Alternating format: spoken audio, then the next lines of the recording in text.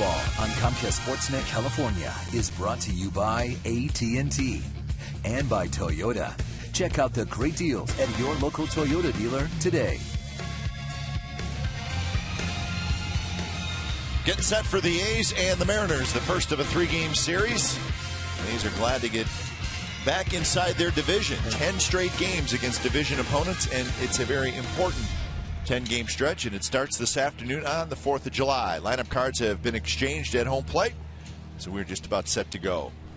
A's are donning the gold alternate jerseys again today. Game time weather is brought to you by the Santa Cruz Beach Boardwalk. Get to the beach. The admission-free boardwalk is now open daily. 74 degrees. Yeah, I would say it's perfect holiday weather. Not a cloud in the sky. Blue skies all around. So another warm day in the Bay Area as the A's take the field. You know, the only difference, Kai, like Ernie Banks always said, let's play 2. You know, usually it's a holiday and there's a doubleheader, but just single games. The A's will have a doubleheader following the All-Star break on the Saturday against the Angels, but very rare that a club will schedule an actual doubleheader. But things of the past, but it's a beautiful day for baseball, and good to see the folks out here enjoying America's birthday at the Coliseum. Here is a look at the Seattle Mariners lineup for today. Ichiro Suzuki will lead things off. Brendan Ryan is at short, Adam Kennedy at third, Justin Smoke at first, Dustin Ackley at the second baseman, hitting in the 5th spot, Jack Huss with the H, Greg Hallman in center, Carlos Peguero in left, and Josh Bard is the catcher.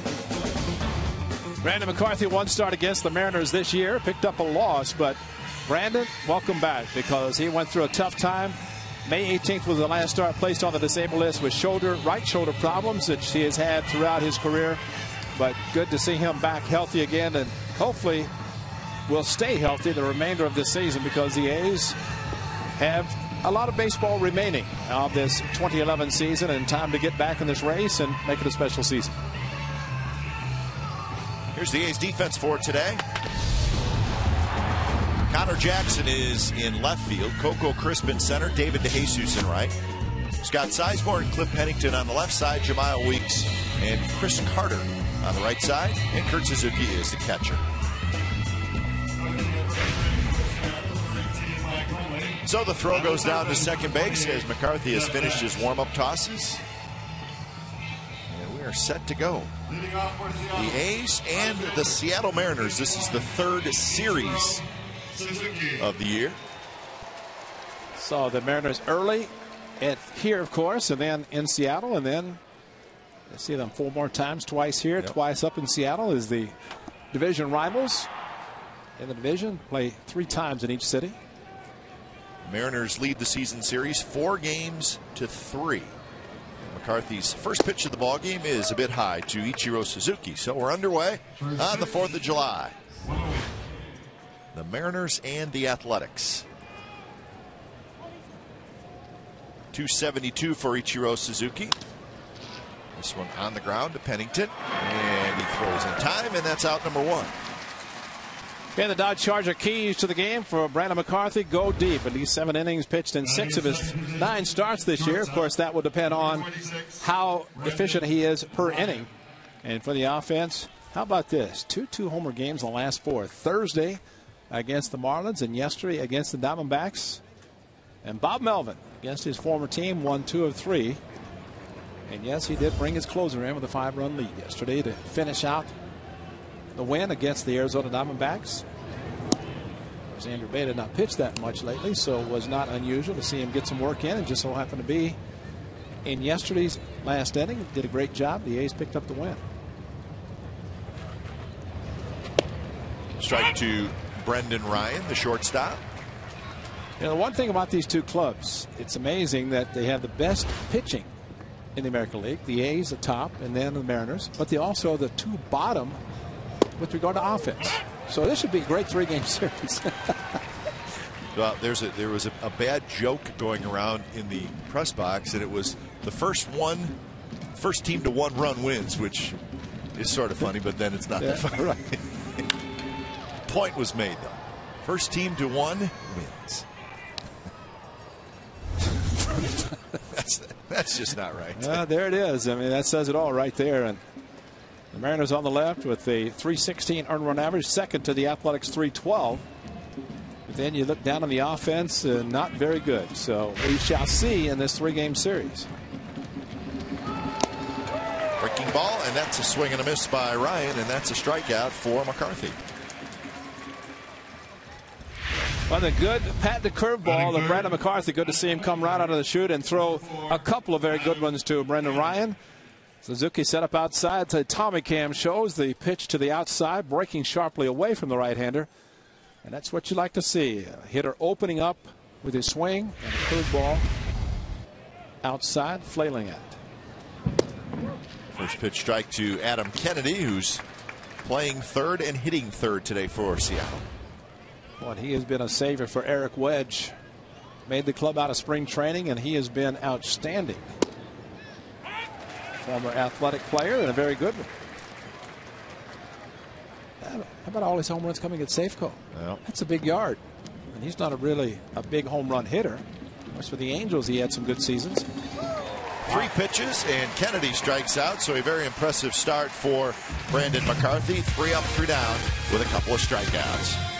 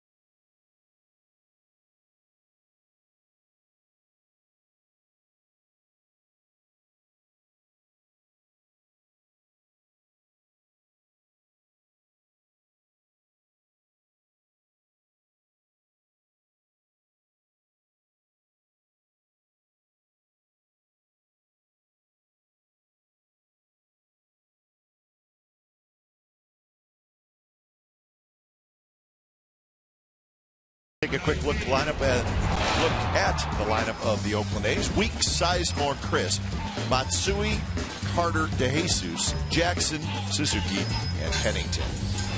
Michael Pineda, he is good. Of course, out of spring training, they said, would he make the club? He did, and he has been outstanding. 102 innings pitched. The strikeouts are outstanding. A good fastball, upper 90s, sharp breaking ball. You just don't want to see this guy gain some confidence because Will is working with him, and an outstanding young pitcher go along with Felix Hernandez and Vargas and a very good staff of the Mariners. So Pineda working to Weeks.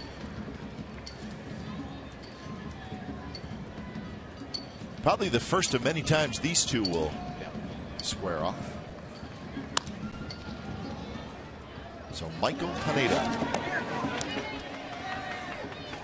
To say the Mariners are thrilled with what he has done would be an understatement. Well, especially if a very young but a Cy Young winner from last year, Felix Hernandez, could take him under his wing and help him. Just an effortless fastball. I'm sure I was wondering at his age and pitching major league level, how much will he be able to pitch? You know, would they pay attention to the innings? But he is a very, very strong man. Eric Wedge, first-year manager of the Mariners, has his club 2 games under 500, and consider where they were supposed to be. That's quite an accomplishment by a former manager of the Indians. Just put some of that just for men in that because he can get it early enough.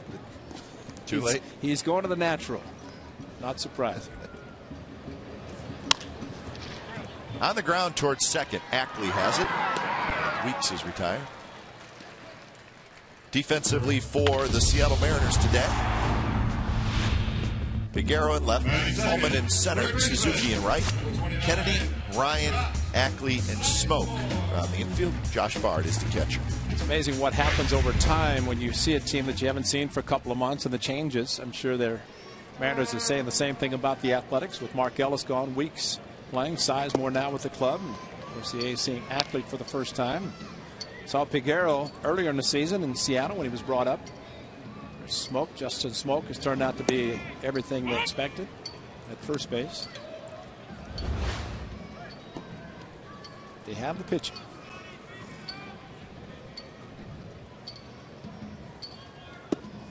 The 4 best ERAs team-wise in the major leagues go like this: Atlanta, Philadelphia, Oakland, Seattle, and San Francisco. Those are top 5, not American League, but major leagues.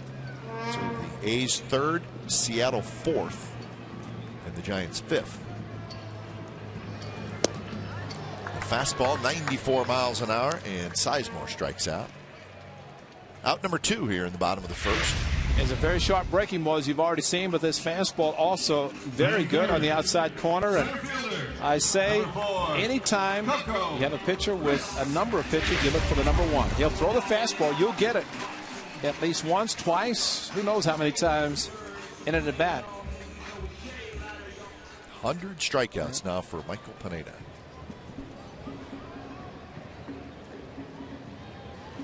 Ray, you talked about the innings. He threw last year in the minor leagues 140.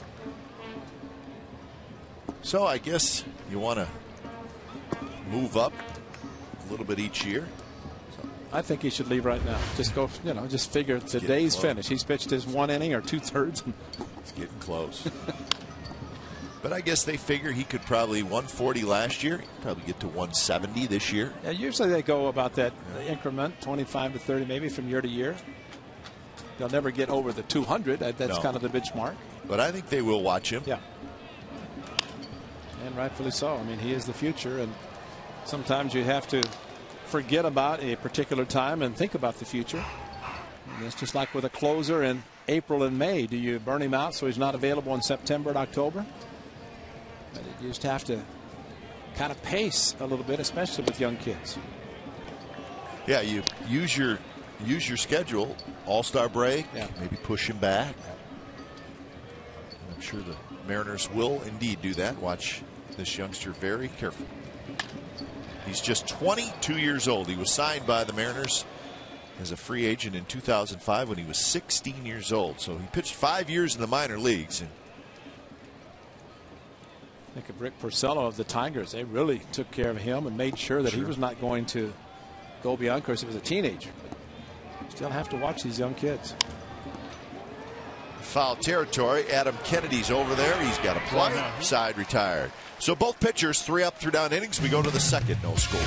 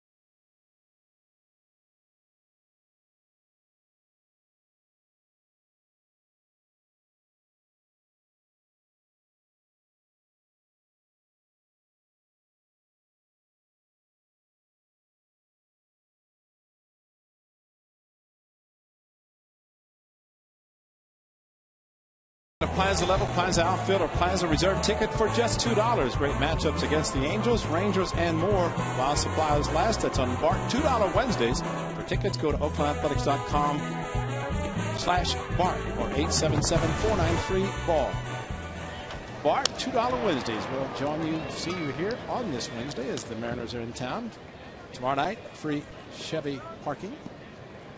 Free parking courtesy of Chevy, and of course then $2. Oh, America's birthday. You got the flag. Knitting, maybe knitting an American flag. That's pretty neat. 0-2 to Justin Smoak. It'll be Smoak, Ackley, and Cust. 3 left-handed hitters against McCarthy, who struck out a pair in the first.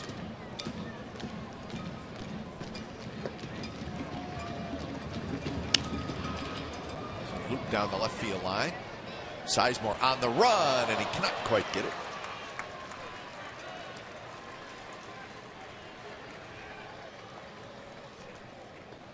Well, the ball just kept running away, moving away from Sizemore. Reached out and just missed it, but a long run for him. So all this foul territory. You have the hitters hoping the ball keeps running and moving, and pitchers are hoping get to it, catch it. A lot of foul territory here at the Coliseum. Of course, it's something that hitters just do not like. Swing and a miss. Big overhand curve, and that's strikeout number 3. So that'll bring up the much talked about Dustin Ackley. 2nd overall pick just a couple of years ago, right behind Strasburg. It's fun to look at the names right behind. Yeah. Drew Storen's been in the big leagues. Aaron Crow's an all-star. Grant Green for the A's is in Double-A. So Ackley, very good-looking young hitter, was called up on the 16th of June. He was an outfielder and a first baseman in college. Mariners thought second base was the good spot for him. He's worked hard in the minor leagues. Maybe still a little bit of a work in progress at second base, but from what everybody says, a pretty polished hitter at a very young age. Well, I'd have to think, considering the Mariners are last in hitting, second in pitching, that they would simply say to him, get your experience. Whatever you do offensively is a bonus. Just play solid defense and help this ball club, which is relying on pitching and defense, win some ball games. Big bouncer. Weeks charges. He throws in time to get Ackley 2 outs. Pretty good play for a ball that was off the bat, broken bat, and Weeks, well, he's got some quick hands, and you can just see the development of a very solid young second baseman. Watch how quickly he releases the ball, gets in the hands, and then quickly on the move with Ackley getting down the line on a ball hit very slowly. But he learned a lot from Mark Ellis when he was here during the last 2 springs. Of course, Mike Gallego, the A's infield coach, working very well with young Jamal Weeks. So the A's with Cliff Pennington just in his 2nd full season, and the rookie Jamal Weeks, who've got a pretty good double play combination for several years. Penny's the captain. He's the man in charge up the middle now with the veteran Mark Ellis in Colorado. And he is up the middle right now. And Jamal Weeks is playing shallow right field. Wow. Jack Cust. Of course, Jack can run quite well. I mean, once he gets moving, I mean, if the ball's hit way out, that's a second baseman. It's hit out there. There's going to be a play. He's going to have to get rid of it quickly or actually charge the ball, because Big Jack will get down the line quickly. 2 pitches high to Cust, hitting just .218 with 3 home runs. 23 runs batted in. So last year with the A's, Cust home run numbers were down significantly, and same thing this year with the Mariners. His batting average was up higher last year. Always a very good eye. You know, draw a lot of walks. He's got a .361 on base percentage, which is pretty good if you have just a .218 batting average. Close pitch, just a bit inside. Trying to bring the ball back a little bit. Actually may have cut on McCarthy. It did come back, but not quite enough. Says one guy will make you work. He'll make you throw some pitches.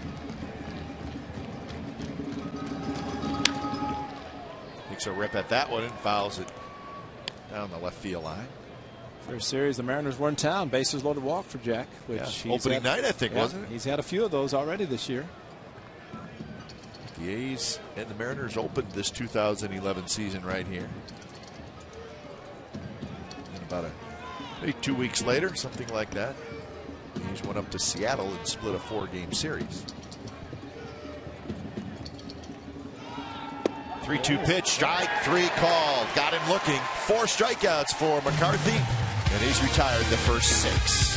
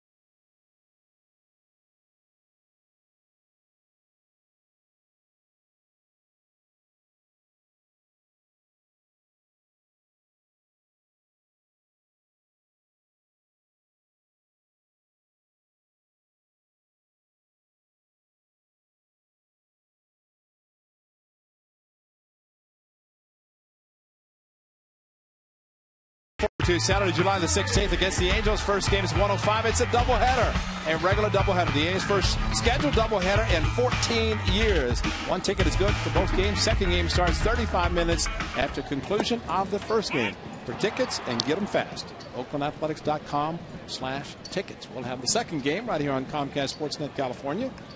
If you have a chance to get 2 for the price of 1.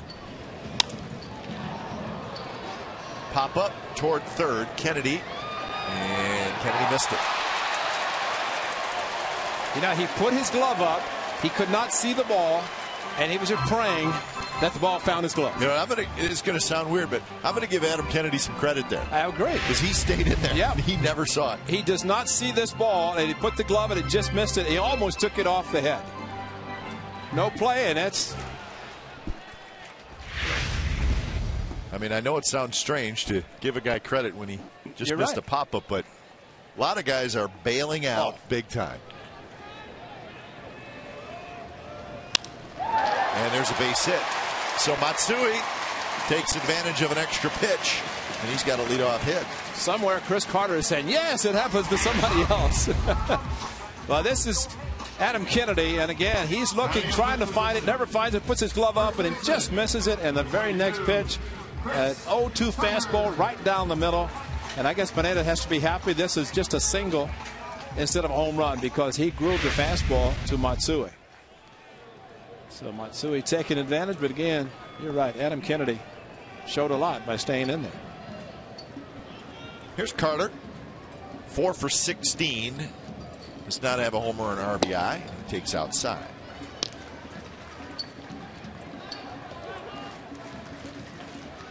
Carter at first base today.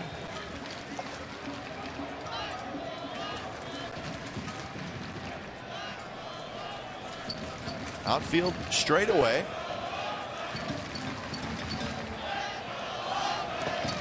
Slider has looked like Pineda dropped down a little bit. It's outside. We're just watching the strong hands, wrist of Chris Carter.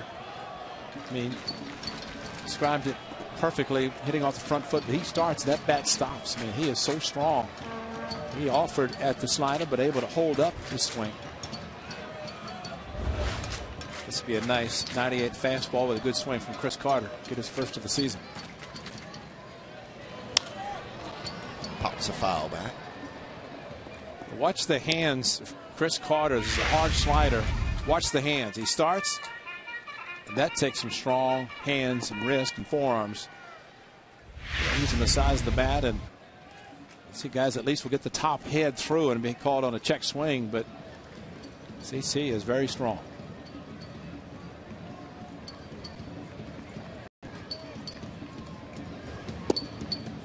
Inside, and now it's 3-1.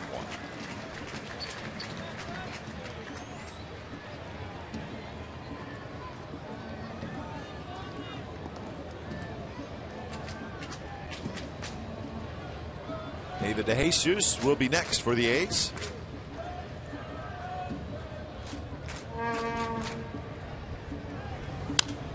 That one's popped up foul, so we got a fastball there, 92 miles an hour. Pulled off just a little bit and hit the ball a little bit towards the end of the bat.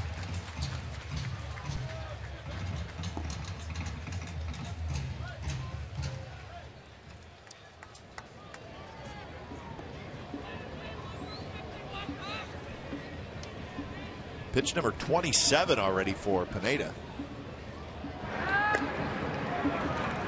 The advanced scouts watched Matsui steal the other day. They're saying, look out. Got to keep him close. Keep the first baseman there. We have to throw over a couple of times.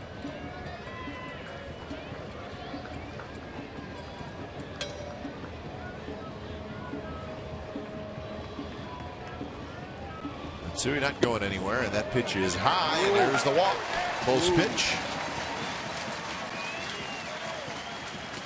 As Bob Melvin described the momentum changer for the Athletics yesterday in the fourth inning, second and third, the A's down 1-0, and a line drive double to left center, scoring two, giving the A's a 2-1 lead. And Bob Melvin showing a lot of confidence in David DeJesus, putting him in the lineup every day for about the last week, and he came through yesterday, and a proud manager putting him in the lineup, but even more so for DeJesus coming through as he did yesterday, gave the A's a lead they would not relinquish and helped Bob Melvin pick up a series win against his former team. How about the slider to Chris Carter? He's a tall man. Yeah.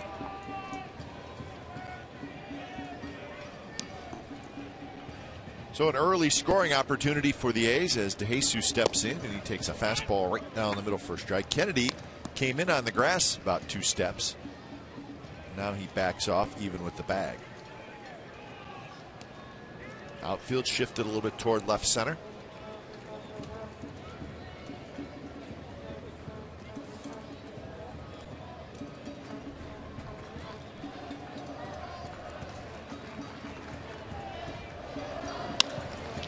This time the fastball on the inside corner, foul, so 0-2. DeJesus ended up 3 for 9 in that series against the Diamondbacks with a couple of doubles. He also walked 3 times.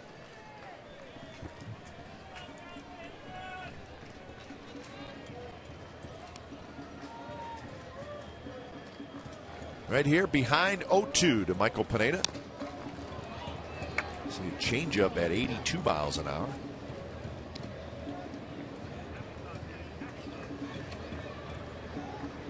The A's come in 38-47. They are 6 back of both the Angels and the Rangers, who are now tied for first place. Those 2 teams are 44-41. Right in the middle, the Seattle Mariners at 41-43, and they're 2.5 back.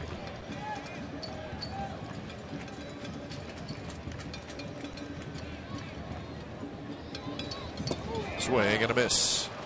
So DeJesus goes after a pitch in the dirt, and that's strikeout number 2 for Pineda. Now the hard slider, and that's a very tough pitch on a lefty with a right-hander throwing the ball in the low 90s. The hard slider trying to hold up a swing. That's what made it impressive about Chris Carter. I think a lefty, as we have seen some of the left-handed pitchers facing right-handers. A hard breaking pitch down and in the back foot makes it difficult to hold up the swing.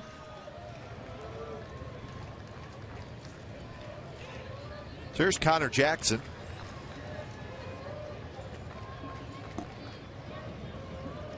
.260 for Jackson with a couple of home runs, including one yesterday.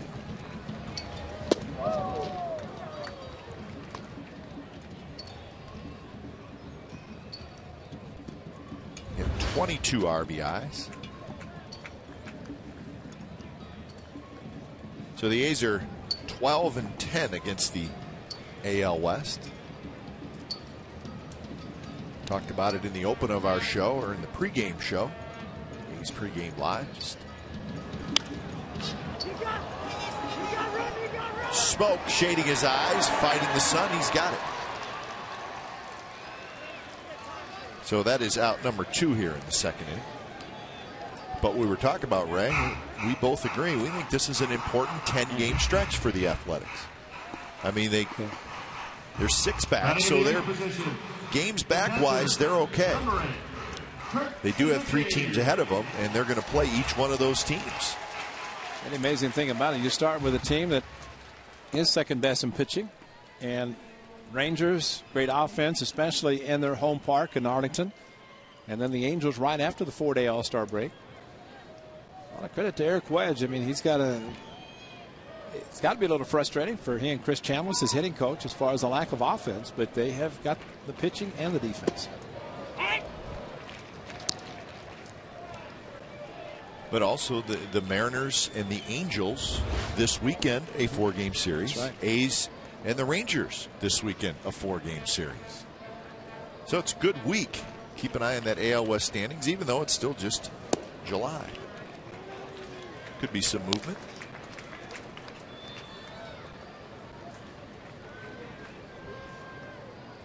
One and one to Kurt Suzuki, who's hitting .215 with 6 home runs.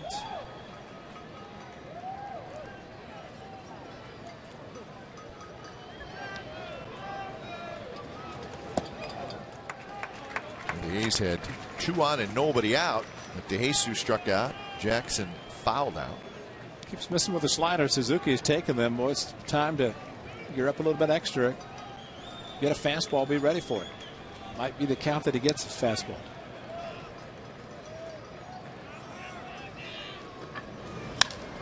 Pitch is line to left. That's a base hit. Peguero has it. His throw to the plate is offline, and a sliding Matsui gets in, and the A's lead 1-0.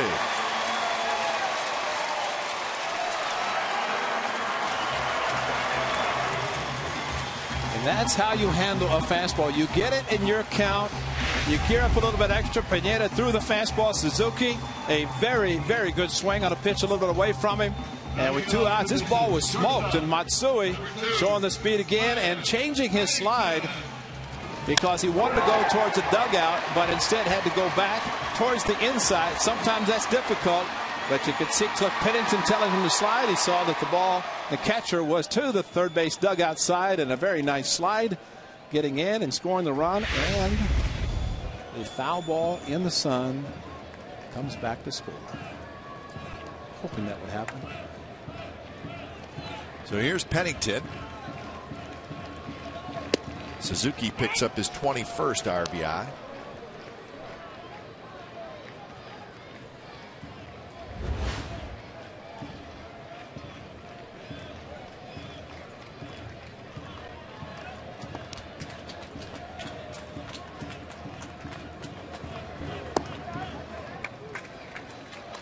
Well, the A's have already done something against Pineda they did not do in Seattle. 6 innings of shutout baseball. And then against the Athletics, they were sending him for the first time then. 5 hits they got off of him in the 6 innings. Of course, Felix Hernandez had just shut out the A's the night before. Good pitch there, and it's 1-2. And the A's lost the first 2 games of that series, shut out both times, and then they came back and won the last 2 games of the series to get out of Seattle with a split.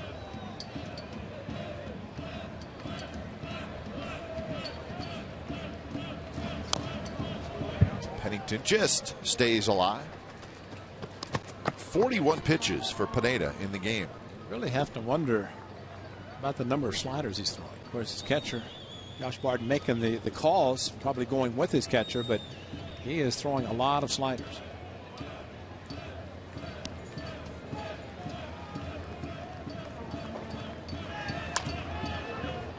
Fastball there, and Pennington spoils the 95-mile-an-hour heater on the outside corner. Don't you think a 95-mile-an-hour heater would be thrown a little bit more than what we've seen today?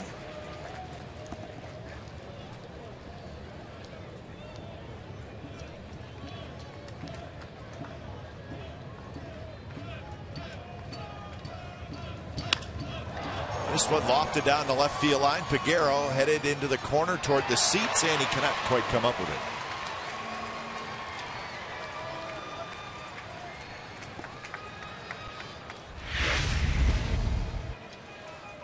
Just ran out of room. He reached out, but he was stopping as he was reaching, and of course that's a concrete footing that he slipped on.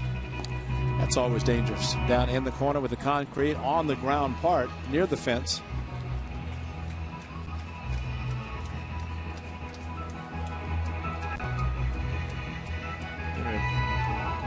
Peguero came up when I think Justin Smoak was on the bereavement list when we saw him in April. Another 1-2 to Pennington. Got him swinging, side retired, but the A's get a run on a couple of hits, also a walk. So we go to the third. A's 1, Mariners nothing.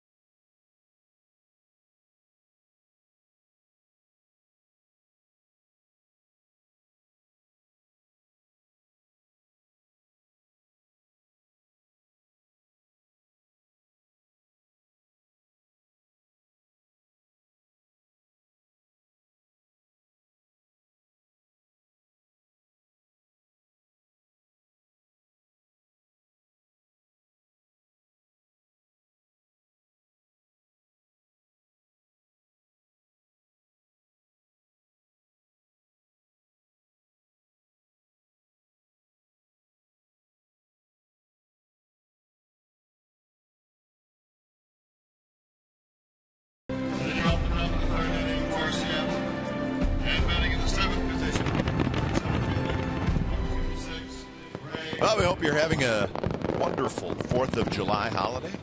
Certainly the weather is cooperating. A's with a 1-0 lead after 2 innings. Brandon McCarthy has been very good in the first 2 innings. He's got 4 strikeouts, and he has retired all 6 hitters as he faces Greg Holman, Carlos Peguero, and Josh Bard.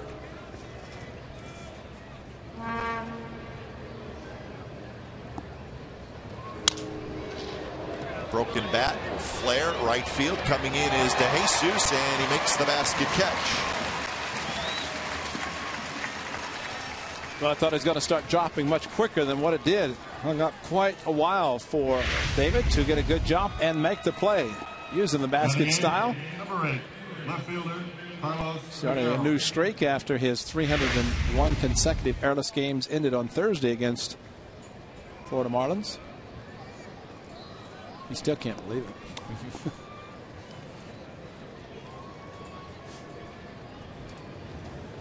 First pitch to Carlos Peguero is in for a strike. As Ray mentioned, we saw a little bit of Peguero up in Seattle.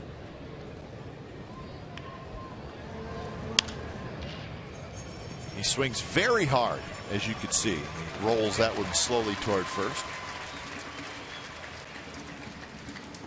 So 2 outs, and that'll bring up Josh Bard. And there is nothing wrong with a hitter swinging hard. He has 6 home runs. He's driven in 18 in a short amount of time. His average is down, but you know, if these players look at Jose Bautista and they see his swing, they may want to try to copy it as much as possible. Swing hard, hope you hit it. Have the power, and have it travel. So Bard steps in. He's a switch hitter. Swings at a breaking ball, and it's 0-1.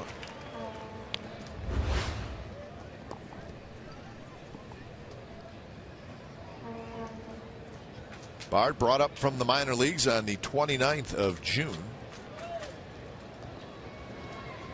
He's been around Cleveland, Boston, San Diego, Washington, and now the Seattle Mariners.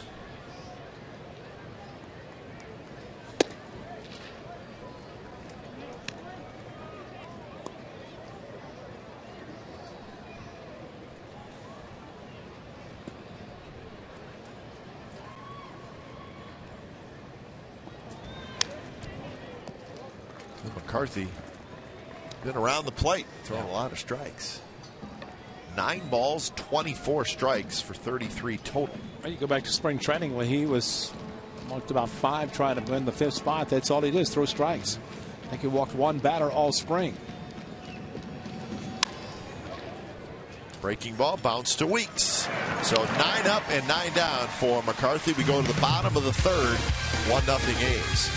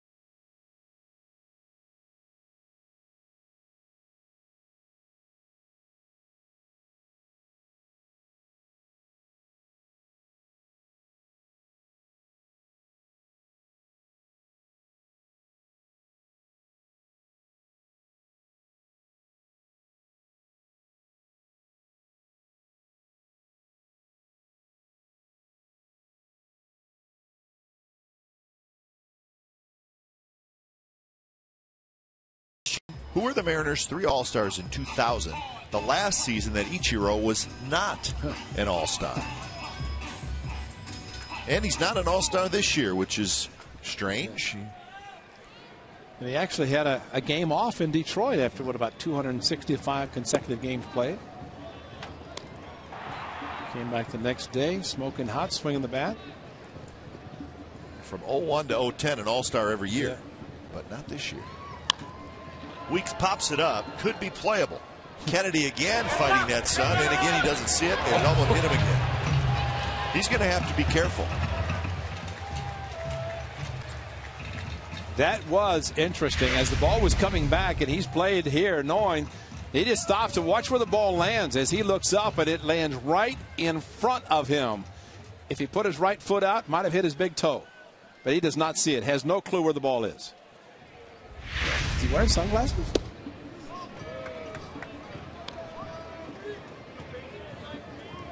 Yes, he is. They're the light. Yeah. And eye black. So he's got Yep. that covered.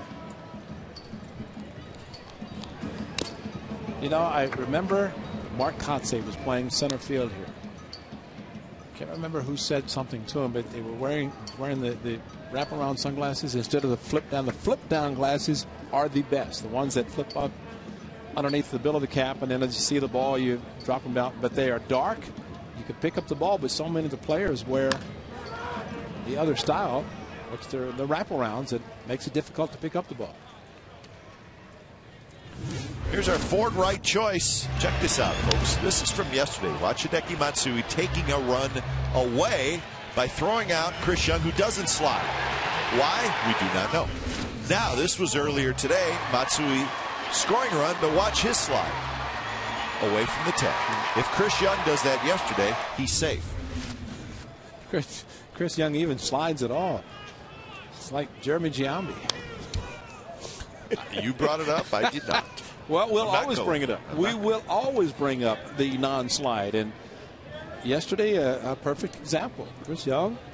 But I'm sure yesterday he just thought, bases loaded, 3-2 count. I'm going to break it. There's no way there's going to be a play at the plate. He's got his on-deck hitter telling him to slide. He did not. It's very embarrassing for a runner to be told to slide, not slide, and be tagged out. And who knows where that inning would have gone. I tell you, Hideki Matsui has done a tremendous job stealing bases, running the bases, and of course throwing, making the plays in the outfield, which he's done consistently.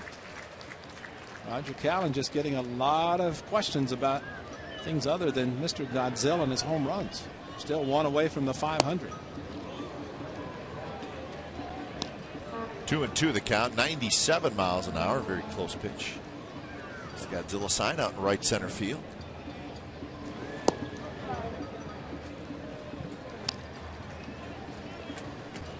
Saturday, early evening game. Ball carried well yesterday afternoon. Same. And today, of course, will continue. And then the Wednesday day game. So 2 of the next 3 will be under the beautiful sun. So that is strikeout number 4 for Michael Pineda. And how about free parking for every Tuesday home game? And it's courtesy of Chevy. Those dual events with the arena and here at the Coliseum. For more information at oaklandathletics.com/Tuesday. That's tomorrow night. Free parking Tuesday with the Mariners in town. And of course, Wednesday, don't forget the Bart $2 Wednesday. So there's the Chevrolet logo. MLB sponsor and proud sponsor of Major League Baseball. Chevy, great Chevy vehicles.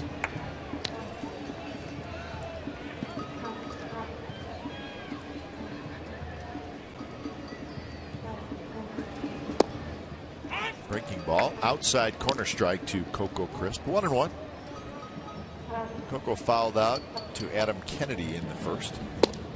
Strike 2. You know, the Mariners announcers talking to them before the game, talking about Michael Pineda, and they said what happens is he starts the game throwing 92, 93, but as the game goes on, that one's caught. As the game goes on, he gets to 95, 96. We're starting to see that a little bit as he retires the A's in order in the bottom of the 3rd.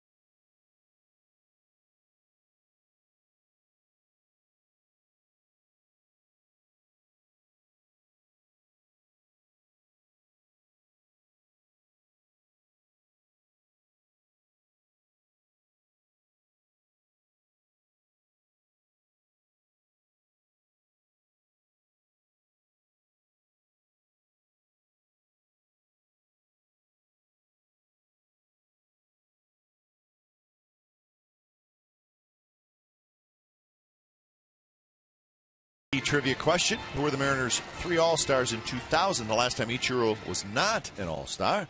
It was Alex Rodriguez, Edgar Martinez, and Aaron Seeley. And Ichiro leading things off here in the 4th. First pitch is a breaking ball in for a strike.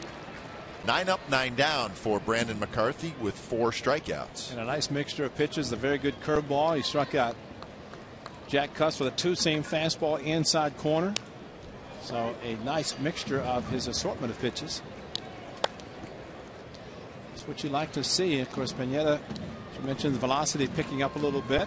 A lot of sliders early with the fastballs, but Brandon has been very economical with his pitches and makes it a nice.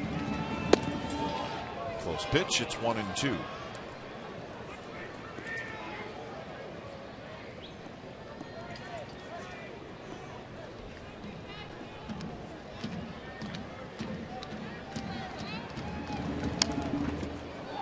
So I got a all-star situation for you. I mean, for Ron for Washington. Ron Washington, actually, yeah. Yeah, you're not going to have any say in this, but but it's interesting. Run it by you here after the Ichiro at bat. Slaps this one to left, and that's a base hit. So Ichiro has the first hit, and the Mariners have a leadoff man on here in the 4th. So, as you know, the rule is if you are selected as a pitcher to the All-Star game. Now batting, number 26, Brandon. It's the curveball just slapped to left field. That's the patented Ichiro swing. So I'm selected. You're selected. I'm not going to play. So if you're a pitcher, you're selected, and you pitch on Sunday before the All-Star game, you're not eligible to pitch. Still an All-Star, but you're going to be replaced. We've talked a little bit about this.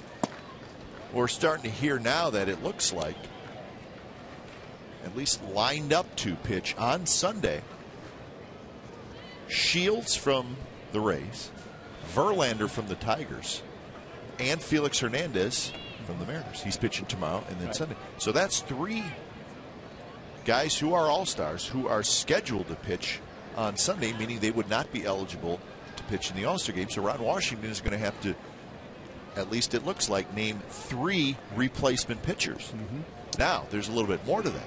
The 2 guys that immediately come to mind as guys you would pick, CC Sabathia, who has 11 wins, right? That's probably a guy who would go. John Lester's 10-4. Those are probably the next 2 guys in line. Well, those 2 guys are scheduled to pitch on Sunday. So Ron Washington, he's going to have to pick 3 more pitchers, it looks like, if the rotations stay the same, and they probably will. Sizemore has it, throws to Weeks, who handles a tough play, and they got it. What a play by Jemile Weeks.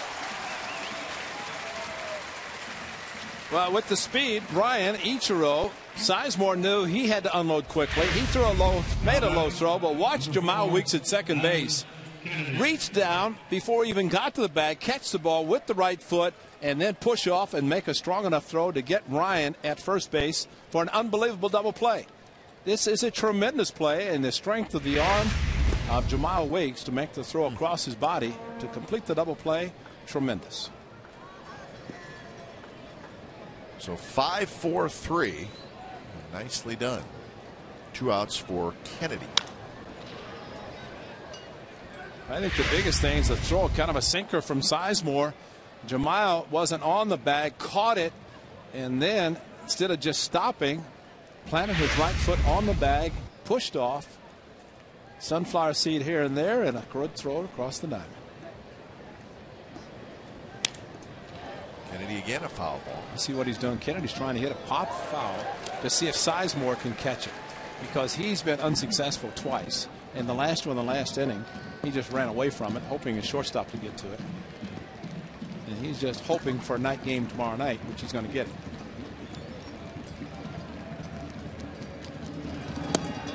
Fastball is high, 2-2.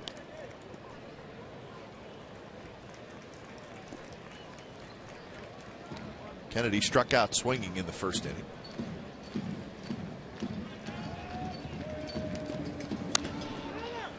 One bounced toward Carter at first, and side retired. A hit, nothing else for the Mariners. Bottom of the 4th. Coming up, 1-0 A's.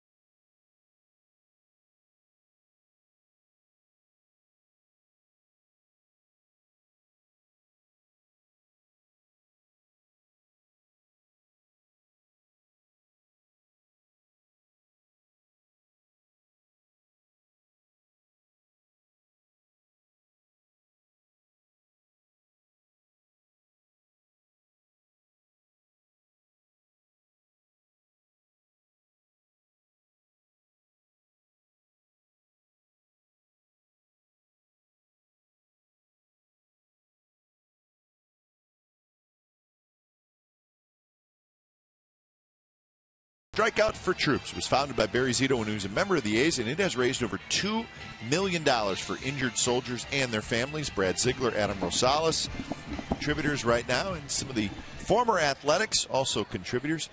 Go to strikeoutfortroops.org for more information. Bottom of the fourth inning, Matsui, Carter, and DeJesus against Michael Pineda. Matsui singled and scored in the second inning. He got his base hit right after Adam Kennedy could not, actually lost a foul ball in the sun. That would have been out number 3. This one popped up shallow left. Peguero is under it. He's got it. Yeah, you're talking about Zeta, but also Brad Ziegler, the A's reliever, a website also, Pastimes for Patriots. That's active today. These pastimes for patriots.org, and again, he is providing tickets for returning service people and taking care of them, offering scholarships for kids. So doing an awful lot on his foundation, with his foundation. So good to see Brad Ziegler, who he said his grandfather fought in World War II. So I mean, there's a lot of good stories and players doing a lot in support of the military.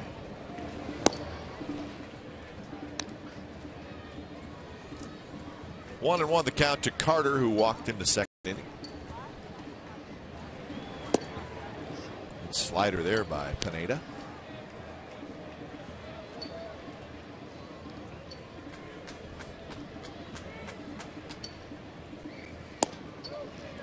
See that one at 96 miles an hour. First inning it was 92, 93. Just getting loose. Yeah.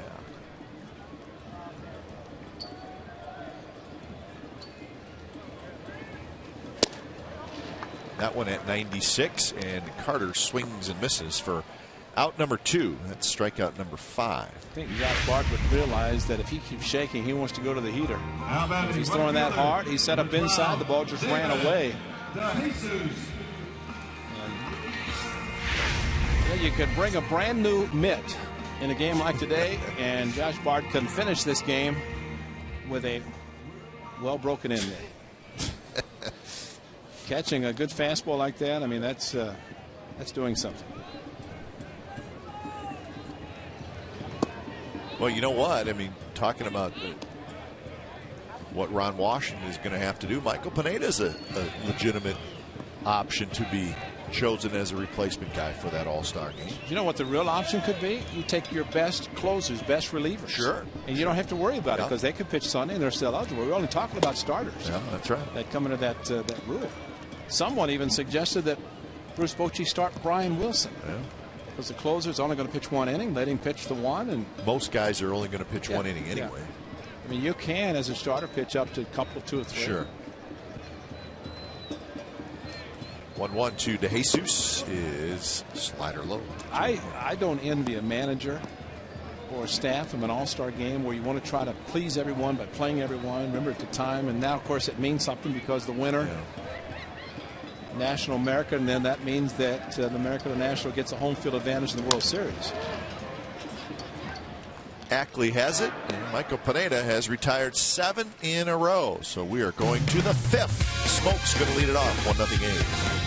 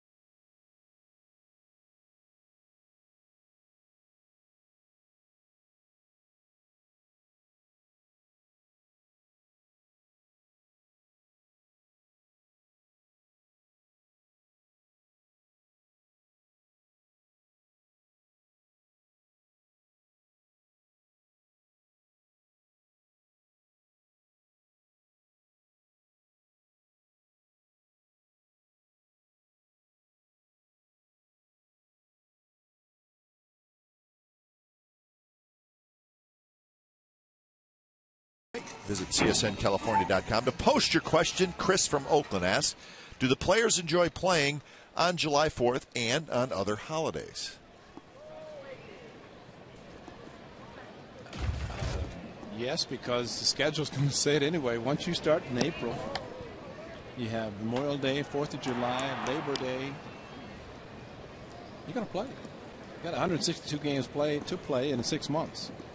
So I'd say the answer is yes. They like to play, especially if it's a day game. I wouldn't think that it would be such a problem if they played doubleheader. What does that mean? I think it's a good idea.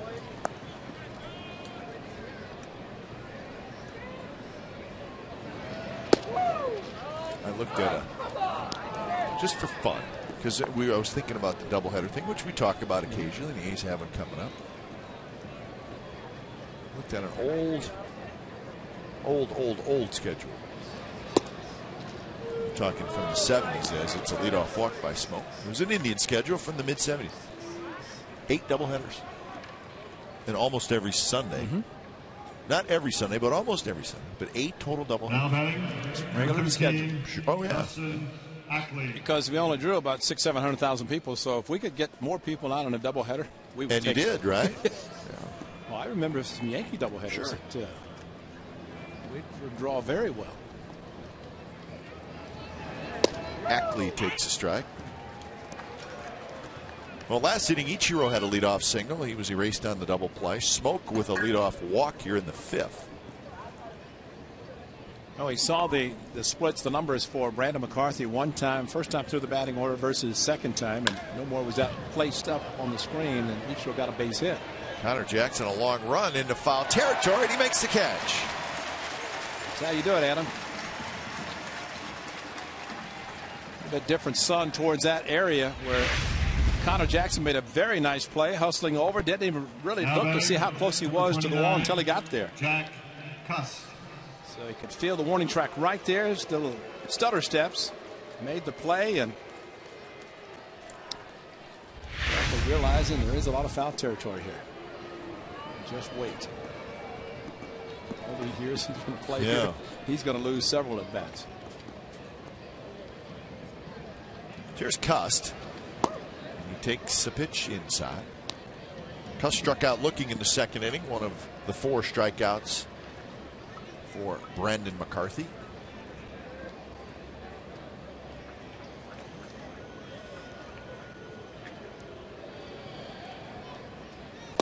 Big swing and a miss, overhand curve. And going back to the Subway Fresh question, I will have to say that I would think that summertime players would like to have the opportunity to just kind of barbecue, well, you know, and just enjoy a day like the 4th of July, which is a holiday, a national holiday, America's birthday and all that. That one's driven to left center and deep. Crisp is going back near the wall, and it is caught by Jackson, the left fielder. Wow. And the throw back, and that's a double play. Sensational play by Connor Jackson. It looked like Coco Crisp ball, but out of nowhere came Connor Jackson.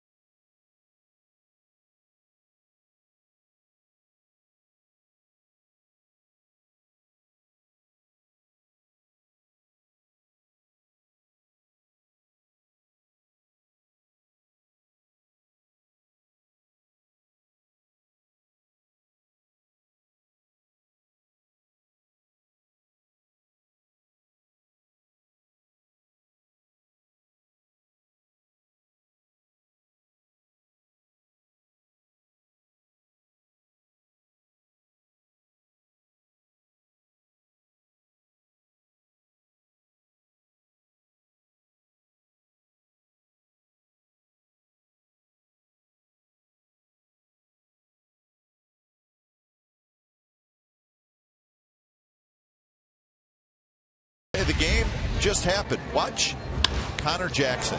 Well, I thought with the ball carrying so well during daytime, Jack Kuss, opposite field power, got it to Xfinity sign back in to Jemiah Weeks and a quick throw.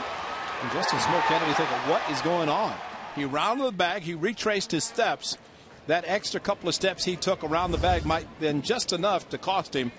And a very, very nicely turned 7-4-3 double play. And Connor Jackson leads off. Now appropriate. And the first pitch is outside. So the A's have flashed some nice defense in this game. It's led to a couple double plays. And they're leading 1-0. But would like to get some more runs. One is nice. First 1-1? Yeah. What you said? This baby's over.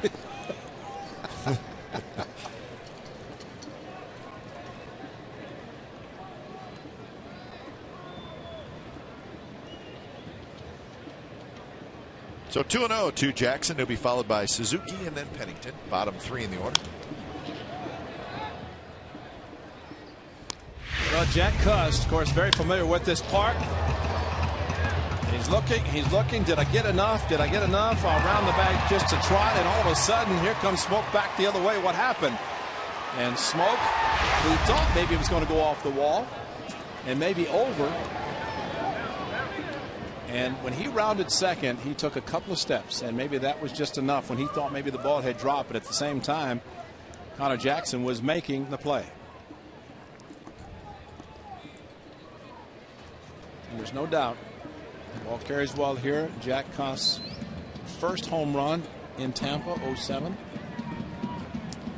And Mike Piazza, after he got hurt, and the A's acquired Jack Kuss, and St. Petersburg against the Rays, opposite field. He has that kind of power. So does Smoke.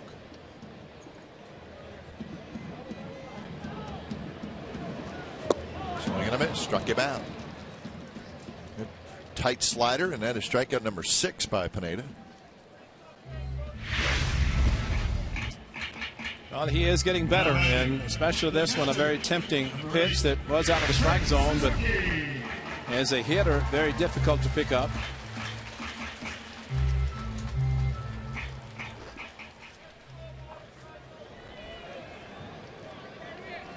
Eight in a row retired by Michael Pineda. So he has indeed settled down.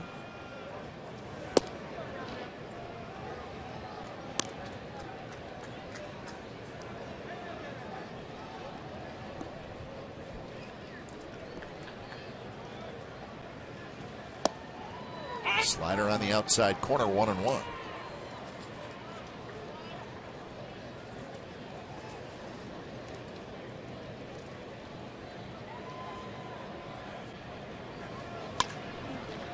Hit high down the left field line, but foul, and then he'll head into the seats.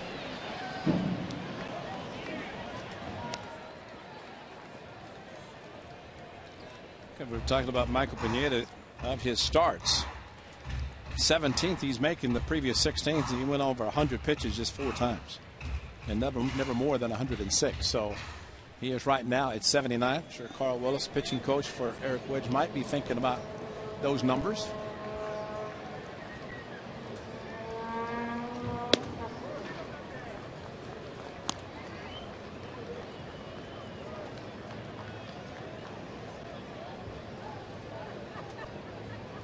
Suzuki had the RBI single in the second inning. He rips this one foul again.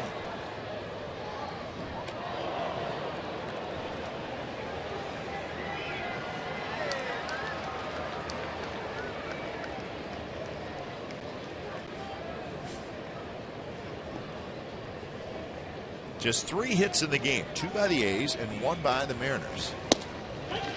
Strike 3 called. Fastball 96 on the outside corner.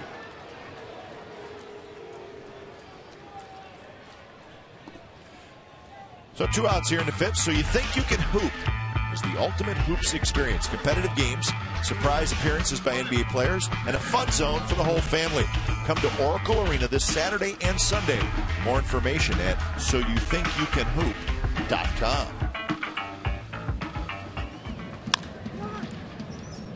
Pennington rolls the first pitch he sees foul. Can you? No.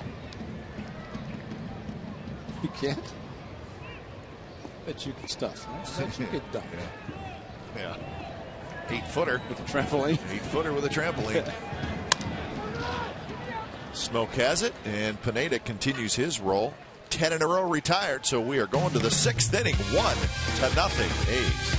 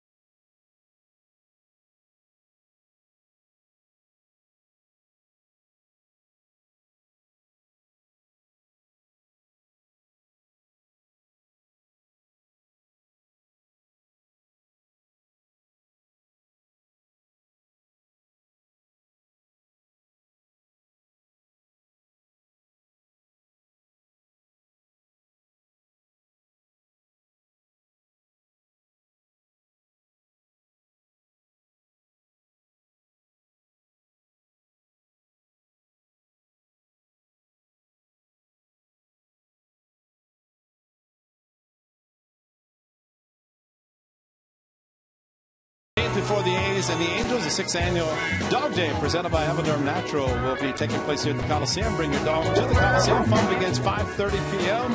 and each pup will receive a goodie bag from Evaderm. Register online by Monday, July the 11th. For more information, go to oaklandathletics.com/dogday. Who's our camera guy that always has Dave Stagnaro. Dave Stagnaro. Loves his dog. By Mike.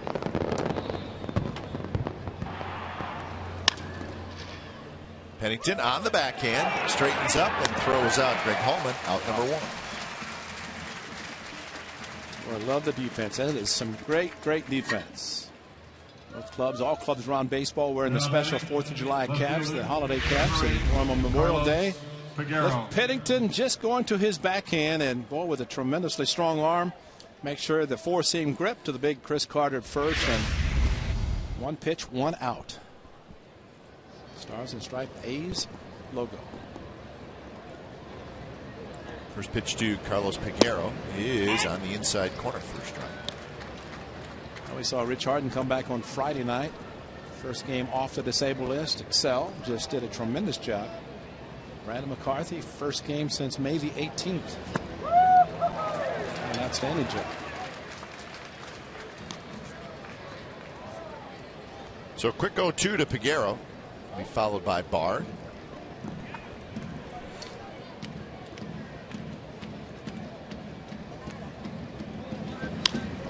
Big swing. He fouls that one back.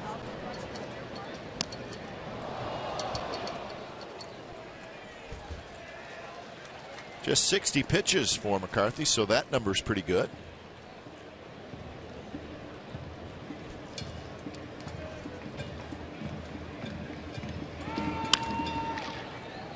Pennington has this one, and that's out number 2.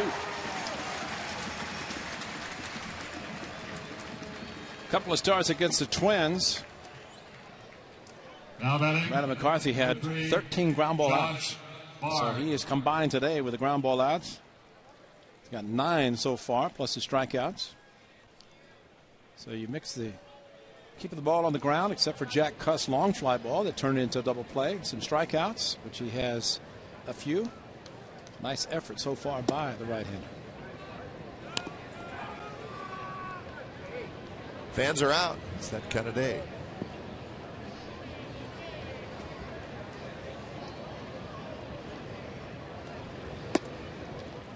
2-0 now to Bard, who grounded out to Weeks to end the third inning. Just 2 base runners for the Mariners. Ichiro a single in the fourth, Smoke a walk in the fifth.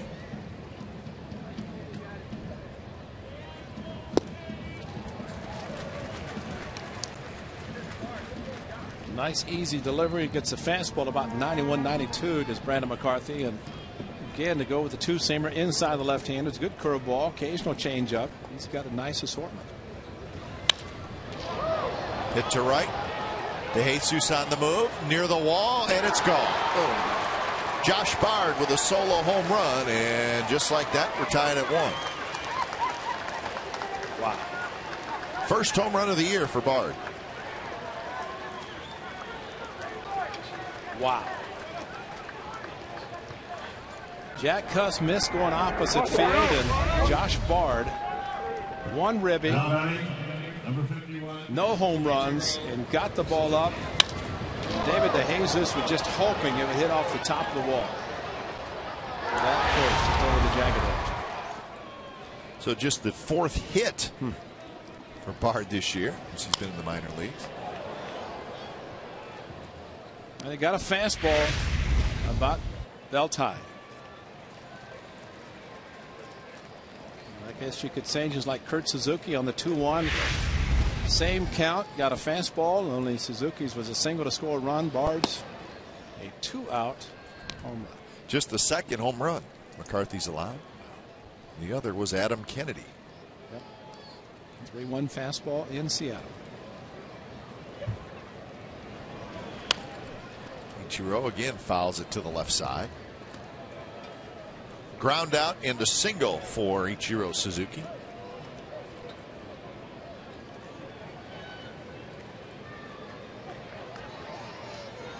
It's 5 for 20 in his career against McCarthy. Make it 5 for 21 as he's called out on strikes. Home run by Josh Bard, and this ball game is tied at 1.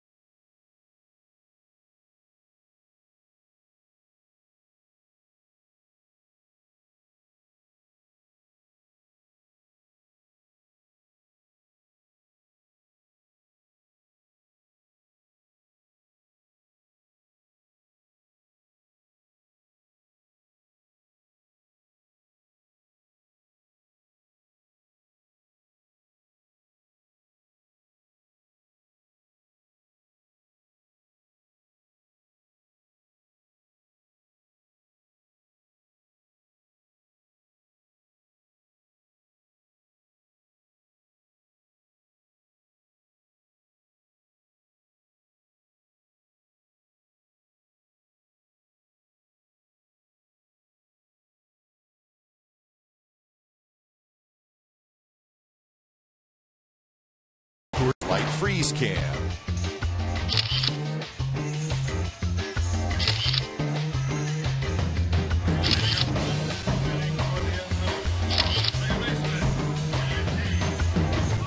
Coors Light Freeze Cam is brought to you by Frost Brewed Coors Light. It's the world's most refreshing beer. 1-1 game.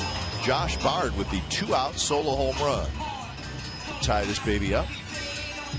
So Michael Pineda has a little bit of new life. He was trailing 1-0. Now it's tied. 7 strikeouts in 5 innings. He does have 84 pitches thrown. So we'll see how much longer he goes after this inning. As much as you'd like to think a 1-0 game would be a possibility, it's really unrealistic, even though 2 clubs don't hit that much. But Josh Bard changed that. It's back to a new game. Little pop up on the infield. Ryan, the shortstop, has it. So Weeks is retired.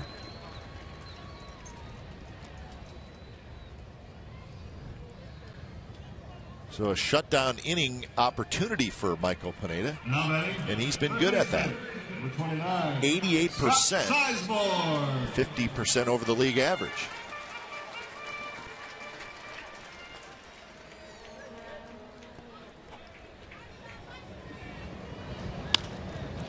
First pitch pop foul back. So 11 in a row retired by Pineda.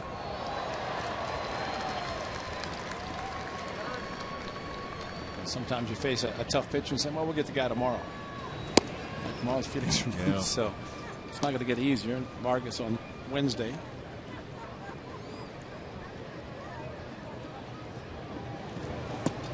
Slider is low. Pineda has walked 1. Coming in, the league was hitting 198 against him.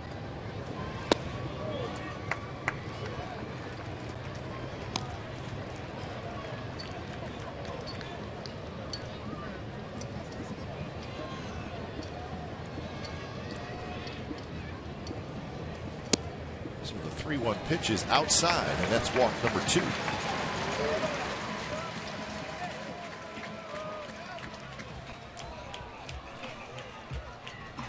Now batting, center fielder. So here's Coco Crisp. Coco Crisp.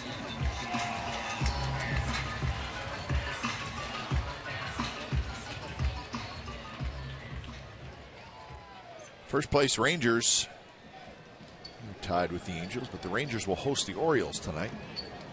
Jakabaskis for Baltimore, Lewis for Texas. And the Tigers will be in Anaheim to take on the Angels. Bush and Pinheiro matchup there. Smoke has it, and that is a double play. 3-6-1. Nicely turned double play by the Mariners.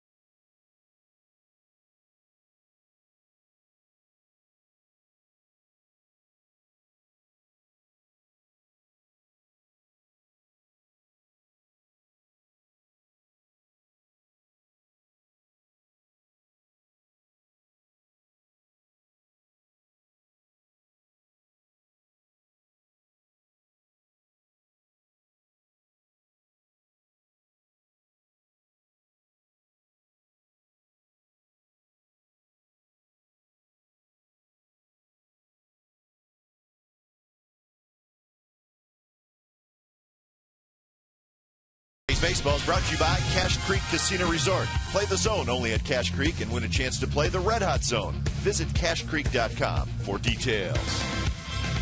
And by Roaring Camp Railroads. Whether it's a steam train through the Redwood Forest or the beach train to Santa Cruz, Roaring Camp is the ride of a lifetime. RoaringCamp.com. 7th inning of a 1-1 game. The A's and the Mariners, the first of 3.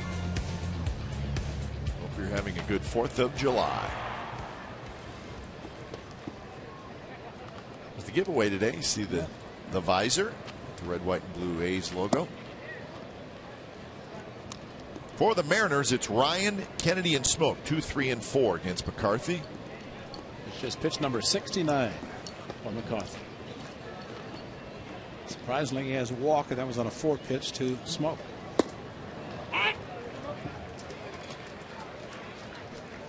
Ryan has struck out and hit into a 5-4-3 double play.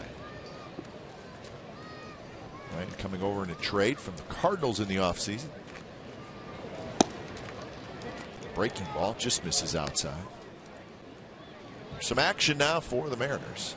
It's their only left-hander they have in the bullpen, Aaron Laffey.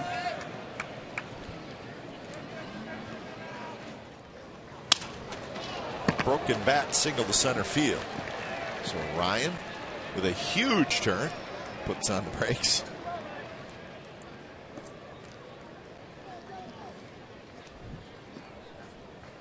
Brandon McCarthy back in April facing Adam Kennedy at Safeco. Fastball just kind of left it in too much in the middle of the plate. Did not have the action going away from Kennedy, and he just dropped the head of the bat. And a home run, 1 of 6 that he has hit at his home park. Ball was supposed to run outside and maybe roll over and hit a ground ball. Instead, it kind of cut into the swing. Down around the knees for a strike.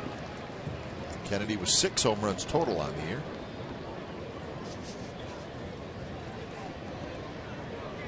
A 1-0 loss that night. I think McCarthy's had 2 complete games, and they've both been losses this year. You don't see that very often. But he has pitched well. At Toronto and at Seattle. In Toronto, given a couple of extra unearned runs because of a scoring change on a ridiculously bad change. Changed the infield ground ball that should have been an error.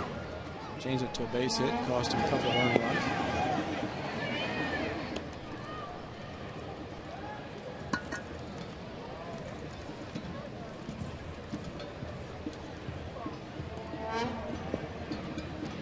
Long look in, 0-2 the count to Kennedy with smoke in the on-deck circle. Hit to left field. Jackson is there, and he's got it, out number 1. Adam Kennedy is 0 for 3.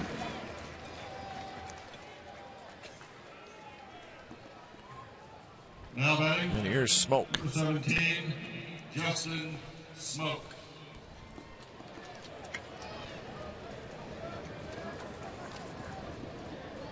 Smoke, a strikeout and a walk. 12 home runs. This guy you expect to maybe go deep. No. Against Josh Barn, but middle part of the lineup, Smoke and Cust, a couple of guys that have the power. Smoke, the big piece of the trade, Cliff Lee going to the Rangers. Smoke coming from Texas. Very good move by the Seattle Mariners.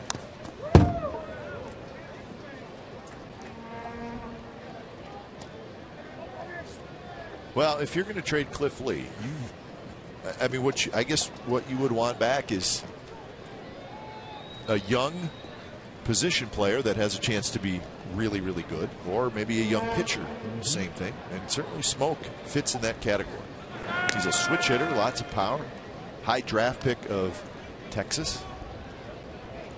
The Rangers got what they wanted, someone to help them get to and go to the World Series. And they did lose in the World Series, but at least got him there. Now he's with the Phillies. Runner goes, and it's lined, and that's going to be trouble. It's going to go all the way to the wall. Ryan running on the pitch is going to score, and Smoke comes through, and the Mariners take a 2-1 lead. So starting the runner there certainly helped the Mariners get the run.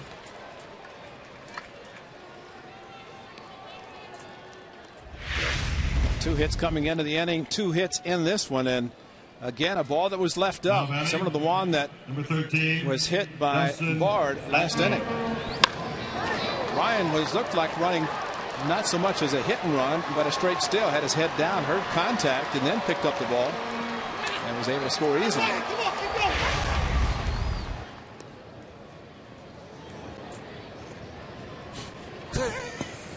It's hot.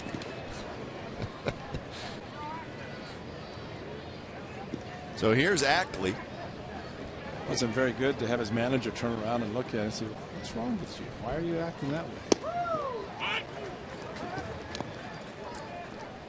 The RBI for Smoke is 42nd of the year. Ziegler Breslow up. This will be pitch number 79 for McCarthy.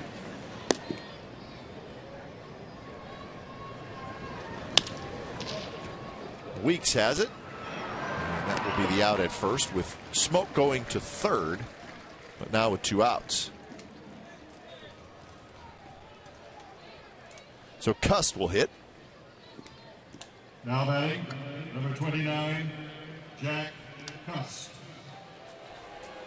Well, we've talked all season about how difficult it is to be a pitcher, knowing that not a lot of offense expected, and every pitch very, very critical. And as well as Brandon McCarthy has pitched today, just been a couple of pitches, and you'd like to say, well, could get away with him, but he's not been able to.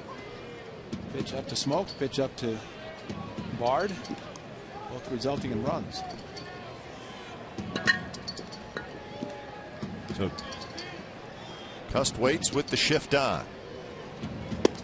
Curve in for a strike, 1-1. I'm telling you, Ray, I'm concerned about the slow hit ball to Weeks. Especially with a runner at third base. Yeah. I'm concerned about him pushing a bunt to the left side. We're paid to worry, right?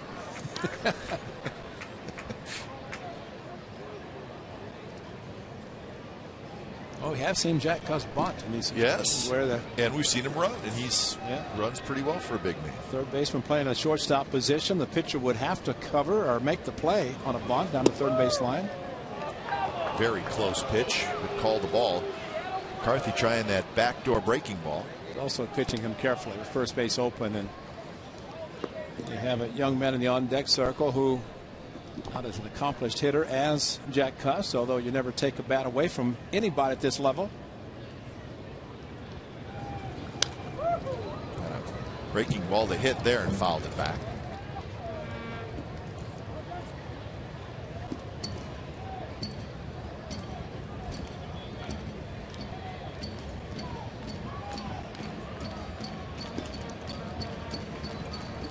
So 3-2.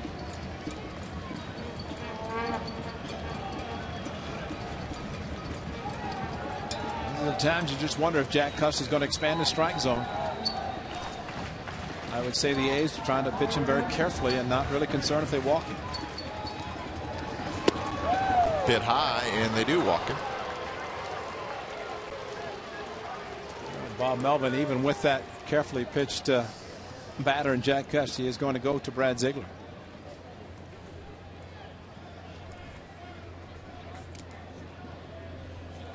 So when it's time for a change, think Speedy Oil Change and Tune-Up. Your oil change, tune-up, and smog experts.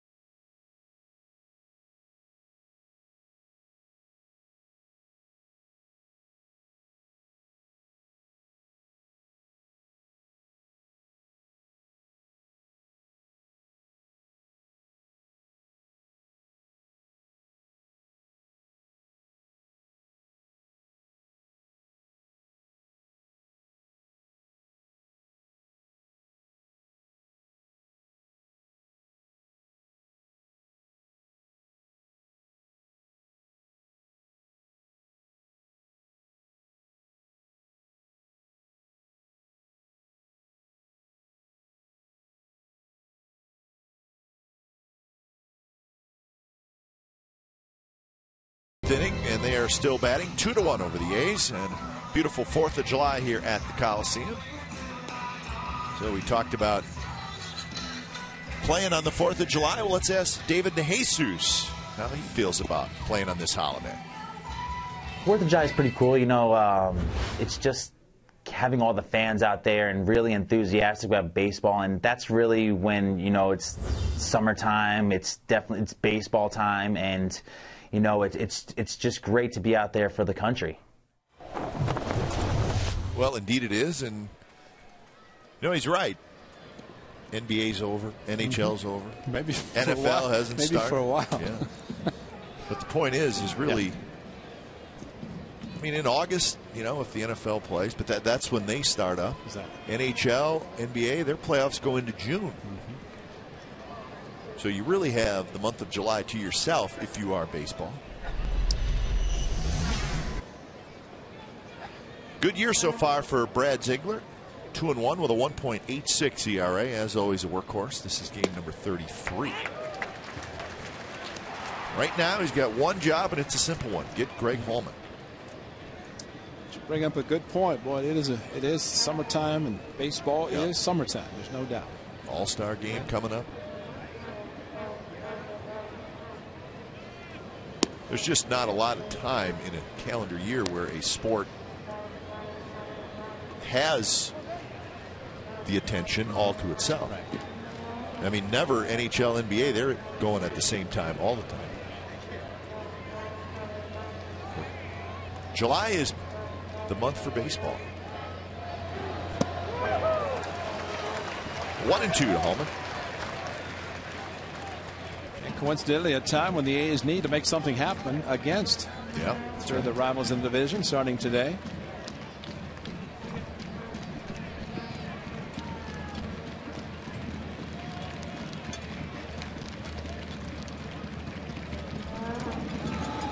Slider way outside. Saw Holman last year just a little bit at the end of the year. He was called up. Ziegler started that last slider. He wanted to really try to chase a bad pitch. It left his hand as a ball and just no chance for him to swing. And Suzuki really has to be on his toes to go out that far to catch him. That'll be close. It's back to back that I don't know if he's starting them there intentionally trying to get him to chase, but now he's got to come in a little bit closer. I think he'd throw the same frisbee.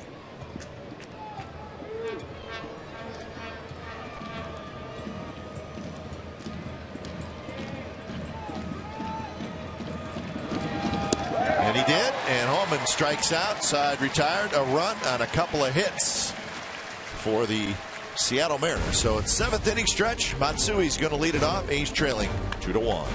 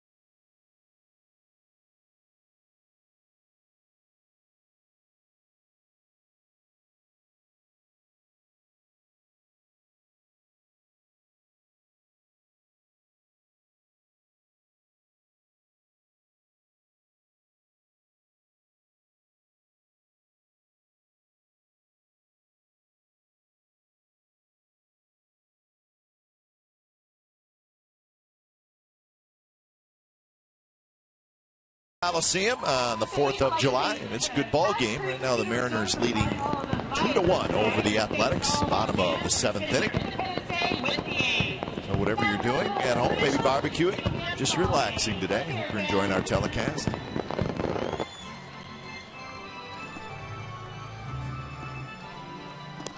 So the Seattle Mariners have gone to their bullpen. They have one lefty down there, and they have brought him in. When it's time for a change, think Speedy Oil Change and Tune-Up. Your oil change, tune-up, and smog experts, and it's Aaron Laffey.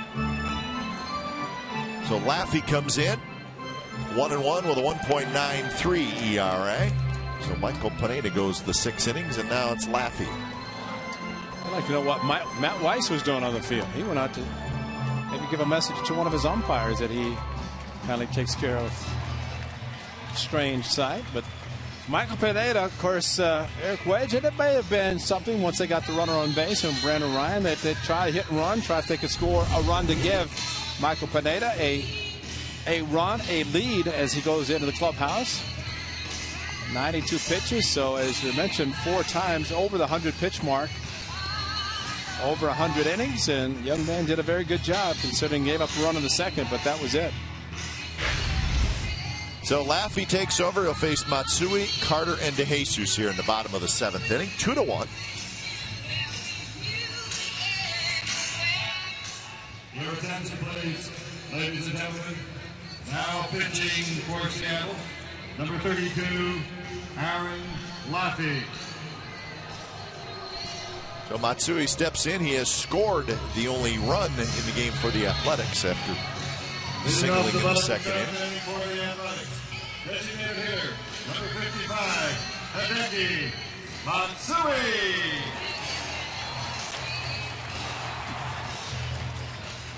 Well, the umpires working the clock. So now we're set to go.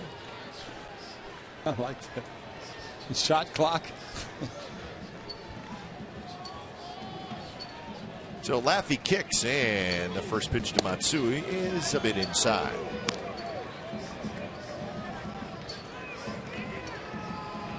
So Michael Pineda leaves with a 2-1 lead. His bullpen's got a little bit of work to do as they need to get 6 outs. Make that 9 outs. He might need the extra 3. I hope that is not the case, but the bullpen will be active for the Mariners. And those folks waiting for number 500. 5 of the last 6 for Matsui have come against the Southpaws. Well, this wouldn't be a terrible time for number 500.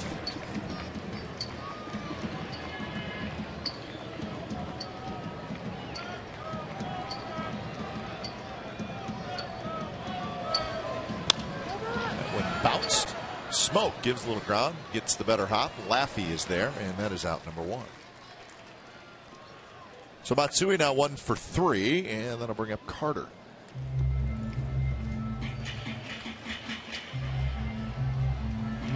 Jamie Wright, right-hander, been throwing for a little bit, so he's close to being ready.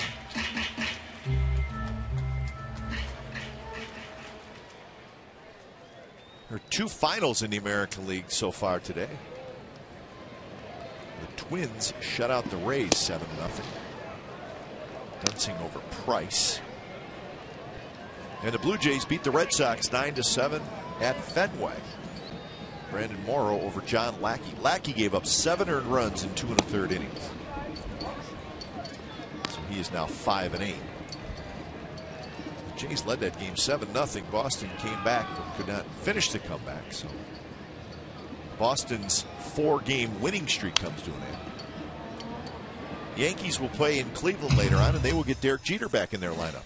So that's a big deal. Well, he has to come back, so he's ready to go for the All-Star game. He is a shortstop for the American League. It will be played a week from tomorrow in Phoenix.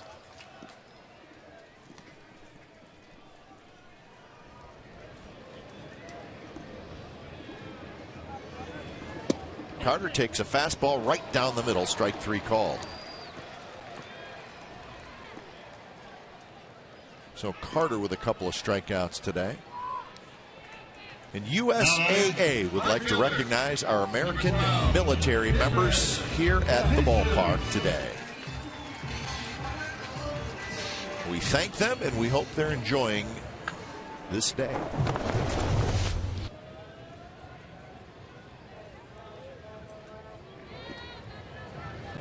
So 2 outs for David DeJesus, who has struck out and grounded out. The A's have not had a hit since the 2nd inning.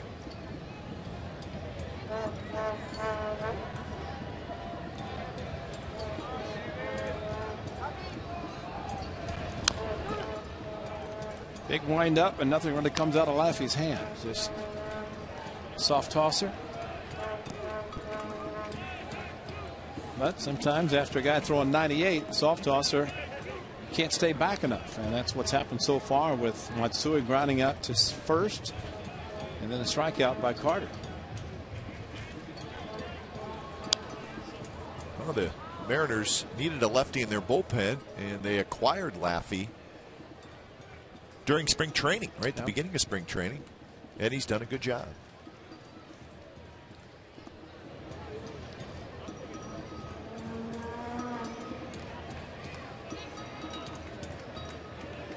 One and two to David DeJesus. If he were to get aboard, Connor Jackson would hit. Probably not against Laffey. Of course, the Mariners have an all-star closer, Brandon League.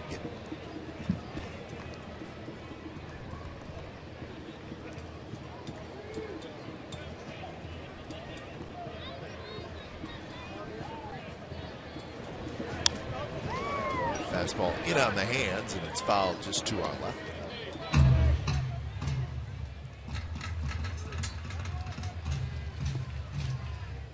There he is, Brandon Big League. That's a big league name. There's something about the honors today. I have not yawned one time, have you? No. I don't think you have.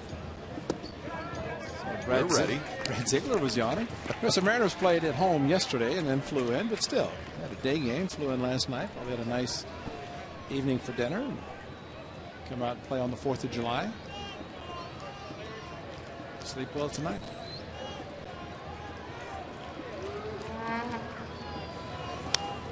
Foul back again. It's a good battle here between Laffey and DeJesus.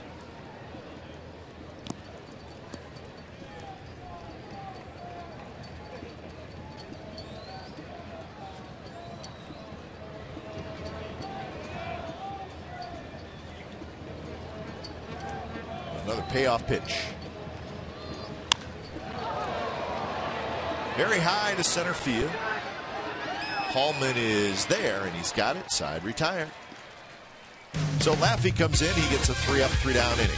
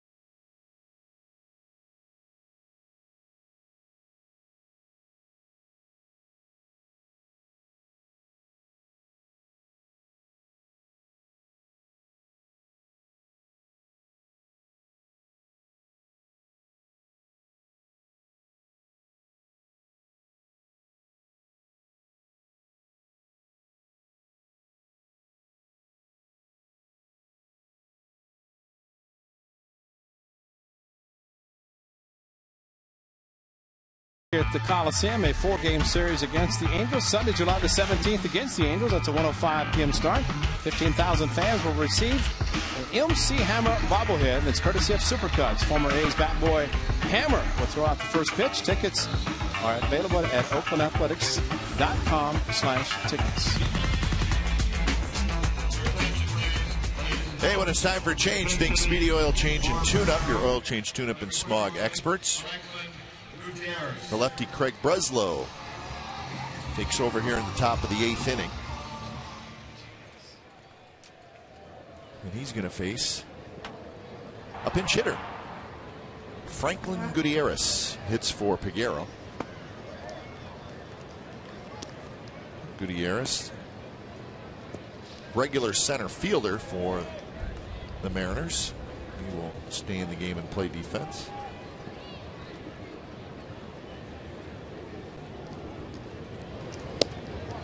So Ziegler got the one out that he was asked to get, keeping it a 2-1 game. We're going to stay close because the bullpen, the entire pitching staff of the Mariners is pretty good, and especially their closer Brandon Lee. Stay close and be able to add on.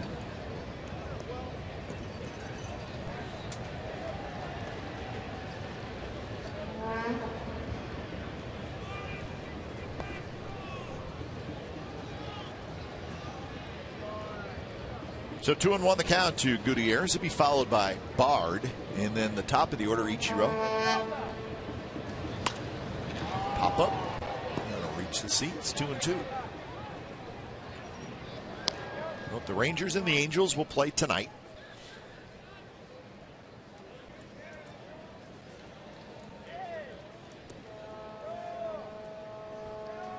Telling you, Ray, Pittsburgh Pirates. We're on Pirate Watch. They won again, 5-3. Having a little fun with the Pirates, but they're now 44-41, 1 game out in the National League Central. Missed a breaking ball from Breslow. Well, a hard slider after falling behind 0-2 or 2-0, and then came back with a hard slider. Number 3, Josh Bard. Good pitch, getting Gutierrez.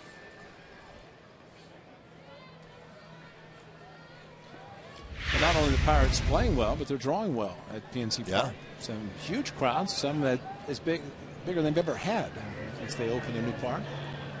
Well, they were at home today with their win over Houston.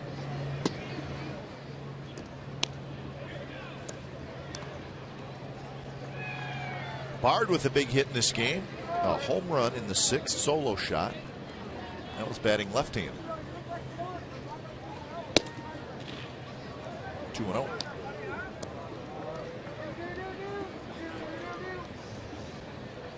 Miguel Olivo, of course, is the everyday catcher for Seattle. Hit hard to Pennington. Stays with it. And that's out number 2.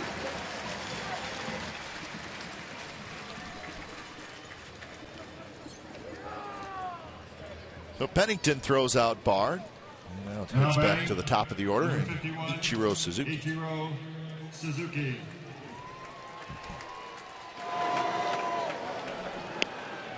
David Pauly. Another guy having a good year down in that bullpen.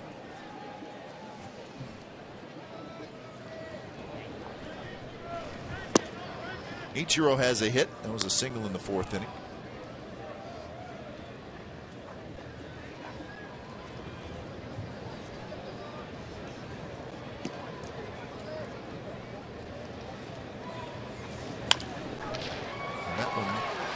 Get into right field for his second hit. Kind of served it out there. That's him. That's exactly the way he does it. Not much has changed. The high leg kick and kind of running out of the batter's box. Brendan Ryan. And he will make contact.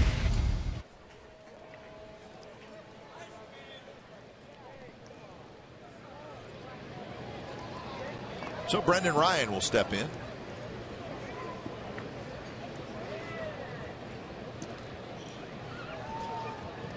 Ichiro with a big lead. Heading back to the bag. This one looped to right. DeJesus over near the line. He's got it side retired. A hit and a runner left for Seattle. Bottom of the 8th coming up. 2-1 Mariners.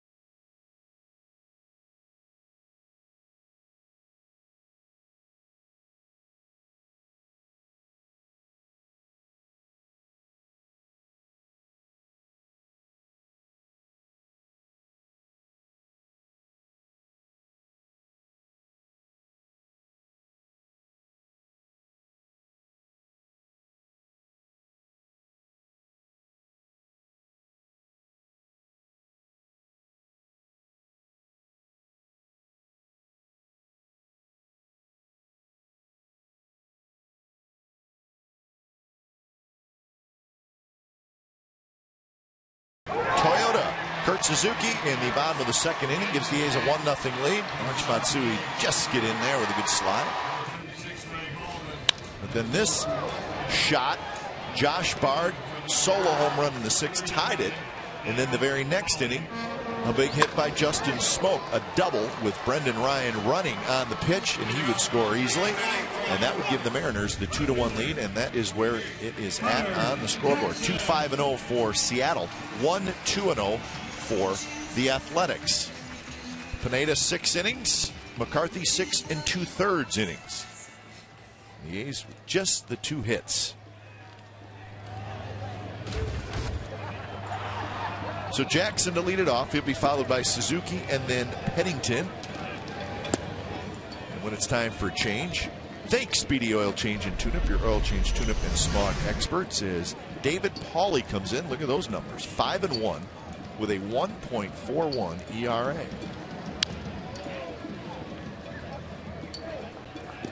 So Pauly is on to pitch the 8th.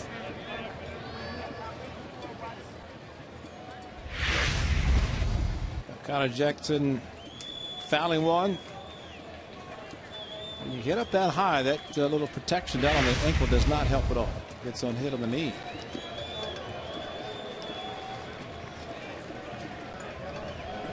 It's usually the shin guard's worn for sinker ball pitchers, and Gutierrez, the new center fielder, is back there. So there's Gutierrez, who pinch hit. And Greg Hallman, who was in center field, slides over to left field. Figueroa is now out of the game. Catcher, number 8, Kurt Suzuki. So with 1 out, Suzuki will hit off Pauly. Pauly actually made 15 starts last year for Seattle. But this year, strictly out of the bullpen, and he's been very good. Well, they gave up a few home runs on the 2nd of October last year in Seattle in the game that was supposed to be started by Felix Hernandez. I think that was, or did it end on the 3rd? Whatever the weekend. And Pauly gave up 3 home runs, one of them to Chris Carter. A little bit different story this year for him, and showed the numbers, and he's pitching very well. Pauly just turned 28 a couple of weeks ago.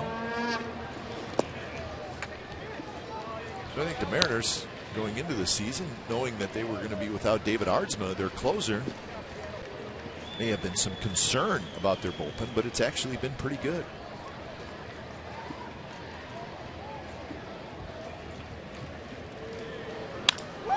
There's a base hit to center field by Kurt Suzuki. Well, the tying runners aboard with 1 out here in the bottom of the 8th. Well, he left the pitch up to Suzuki, and he, of course, with Pineda going to left field to the fastball 2-1. This is a 1-1 fastball, left it up, and good swing by Suzuki. Had the day off yesterday in the series finale against the Diamondbacks. Landon Powell, catcher for Gio Gonzalez, the All-Star.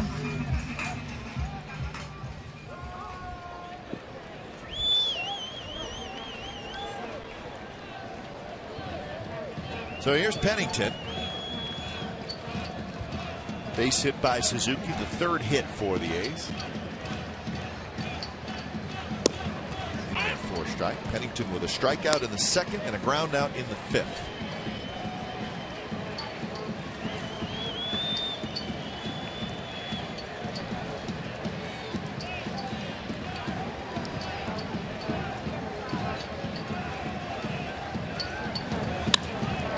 Driven to center, but Gutierrez goes back 4 or 5 steps. He's got it. 2 outs.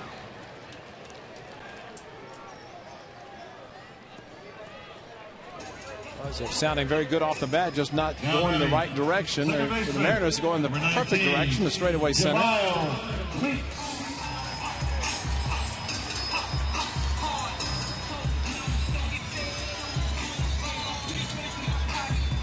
So Jamal Weeks steps in. He's looking for his first hit in the game. A couple of ground outs and a pop out for Weeks.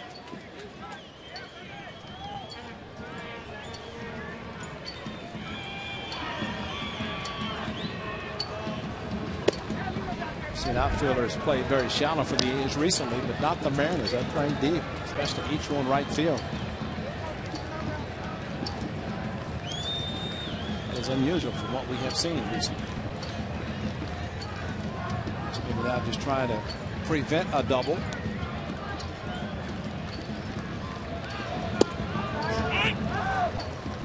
One and one, the count.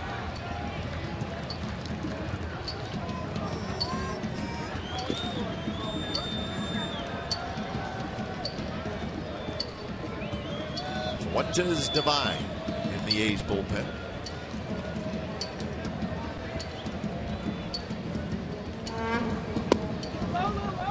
Curveball, but he drops slow.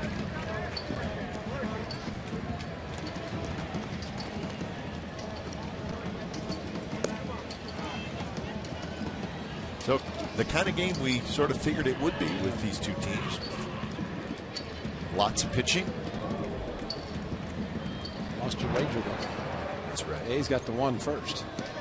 First 1-1 wins. Not today.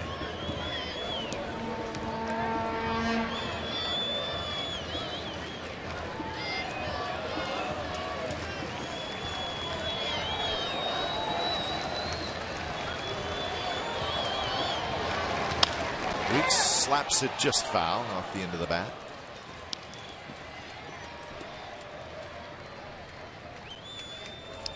You know, our good friend Monty Moore would not like games like this. He always liked offense. Did he? Yes. Oh, he was a big 10-8 guy. Although he broadcast for the A's in the 70s when great pitching and defense and kind of scored just when they needed to. Monty, wife down in Porterville, California. He's watching. Yes, they are. Especially as hot as it might be. Inside in the air conditioner. Good man.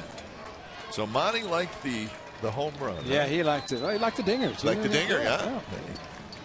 Had some guys on the A's in the 70s who could hit the dingers.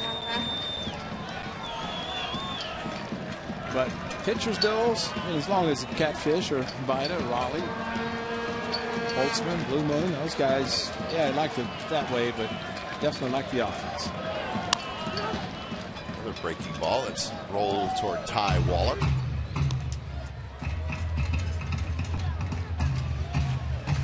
Reggie could drive in a few. It's after Bob Gibson in 1968, they decided too much pitching. Let's go to the offense. Lowered the mound. Well, you'd like to get a hit once in a while. Gibson didn't allow many. Definitely didn't allow a lot of runs. What, 1.12 earned run average? Runner goes, and the ball's bounced. Ackley is shaded a little bit that way. Weeks is retired, and so are the A's. We are headed to the 9th inning. Still 2-1 Seattle.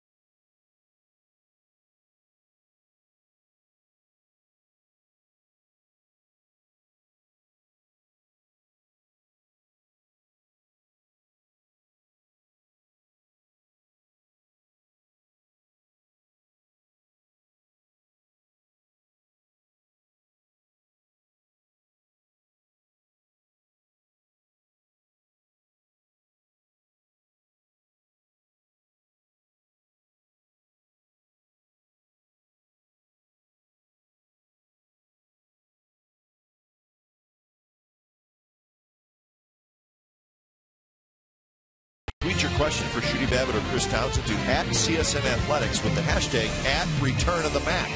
And you can receive an answer today during A's Postgame Live. CSNCalifornia.com, your interactive home for A's baseball all season long. Coming up right after our ball game, A's Postgame Live with Shooty and Chris standing by in the studio.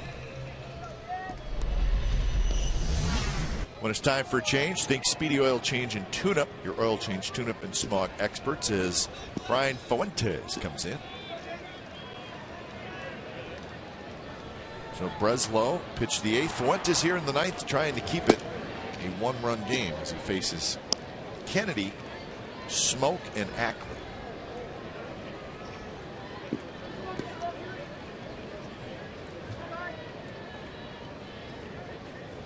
Kennedy is 0 for 3.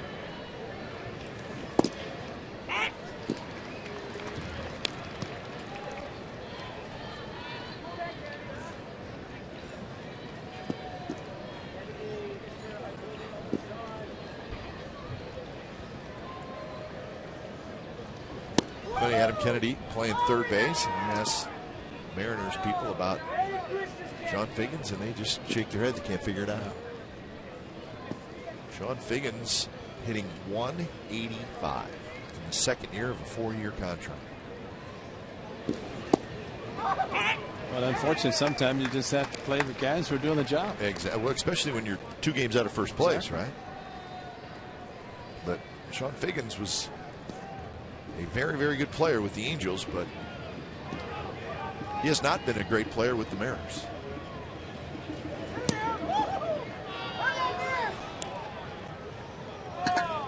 Three and 2 now to Kennedy.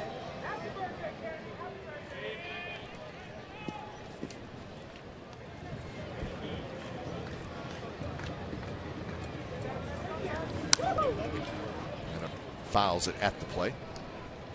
It was a 4-year, $36 million contract that the Seattle Mariners gave to Sean Figgins.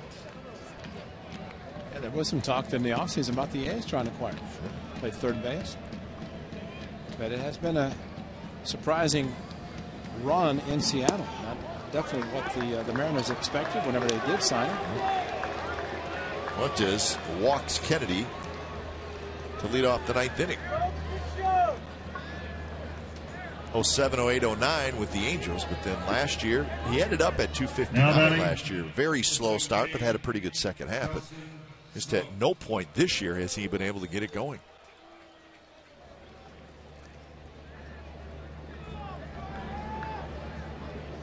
So here's Justin Smoak, who swings around to hit from the right side.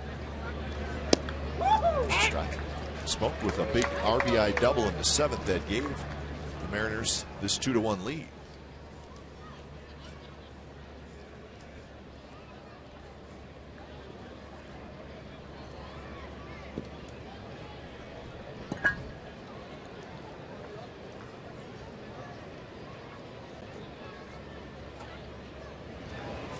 Swing and a miss. Good changeup from Fuentes. He's got a good one.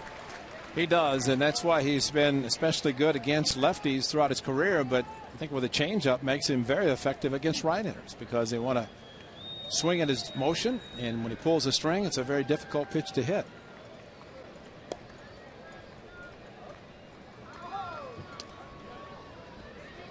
So he walked the lefty, Kennedy, and 2 very good pitches to the right-hander, at least the switch hitter Smoak batting right-handed.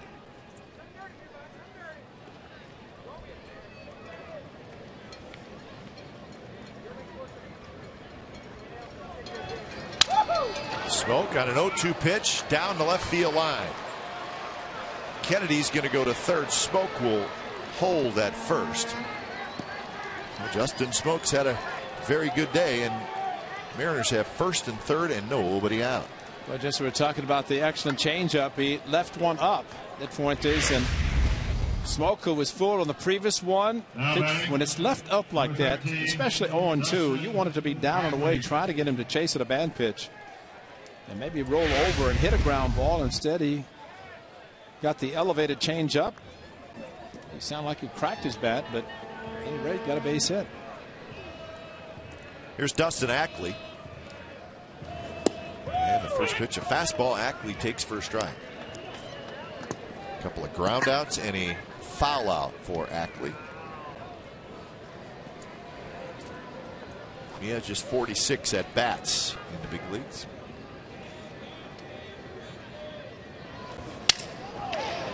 Breaks this bat, shallow center field. Crisp, he's got it. And Kennedy bluff, and he'll go back.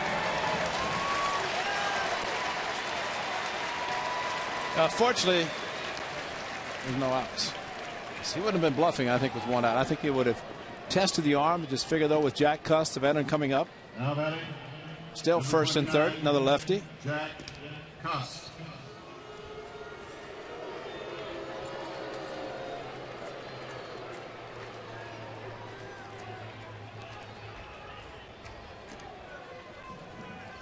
So Cust steps in. He is 0 for 2 with a walk.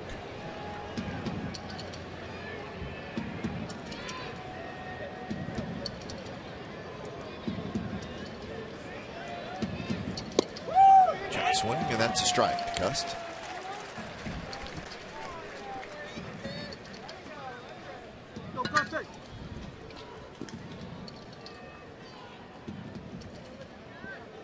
Would you be surprised if I said Jack Cust does not have a sacrifice fly this year?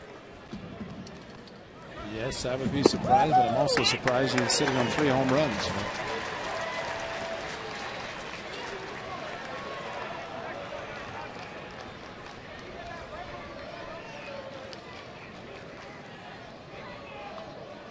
Kurt Suzuki goes through some signs, which a catcher will do with runners on the corners. He's actually saying Jamal Weeks is not going to be covering second since he's in right field.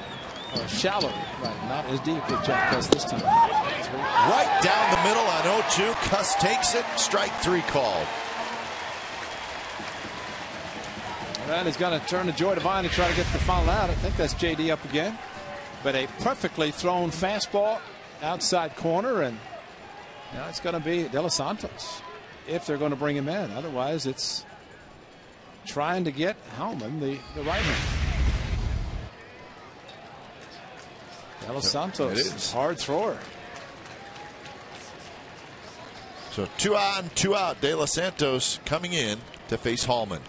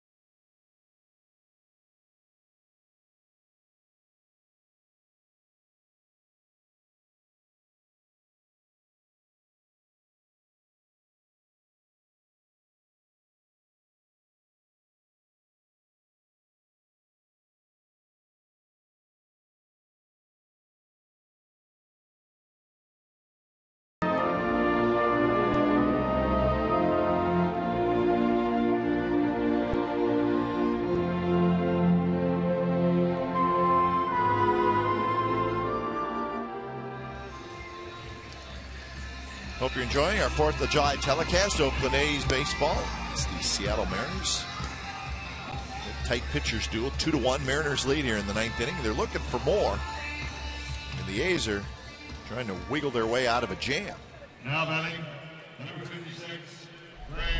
So the new pitcher is Faustino De Los Santos.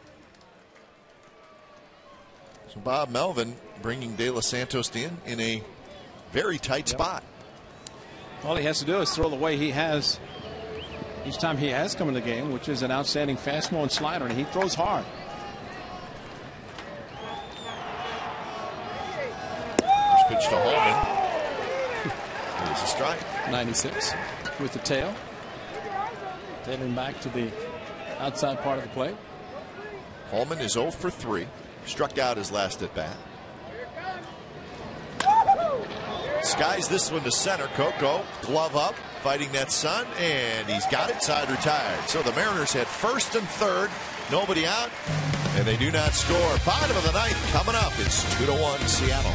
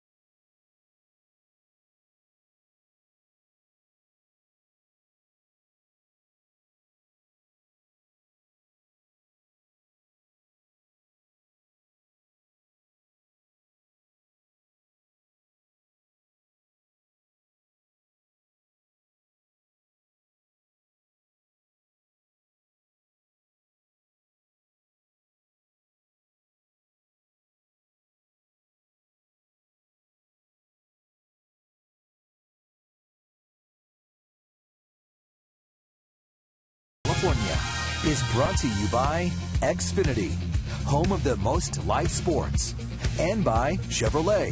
Go to ChevyBaseball.com to support youth baseball and help make a moment kids will never forget.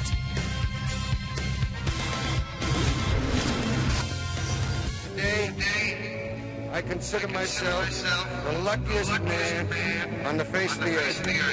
When you look around, wouldn't you consider it privilege to associate yourself with such a fine-looking man as is standing in uniform in this ballpark today? And I might have been given a bad break, but I've got an awful lot to live for. Thank you. What do you think, Ray? The most famous sports speech? On July 4th, there's no doubt the most famous. Scott Sizemore, first pitch from Brandon Lee, grounds it to first. Just like that, there's one out. When it's time for change, think Speedy Oil Change and Tune-Up. Your oil change tune-up and smog experts. So Brandon Lee's an all-star. Got 22 saves. 0-4 with an ERA of 3.38. So League, the 28-year-old right-hander, second year with Seattle. Artsma on the DL the whole year. League took over, and he's been very good. First pitch to Coco Crisp is a little bit low.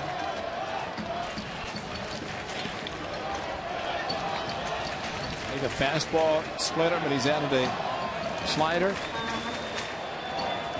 And he has just been very good in the closer role. Well, we've seen him a fair amount with Toronto, and then last year, and he was always a decent reliever. Kind of a guy that, if you needed maybe a ground ball, he had a real good sinker. He's a good quality reliever.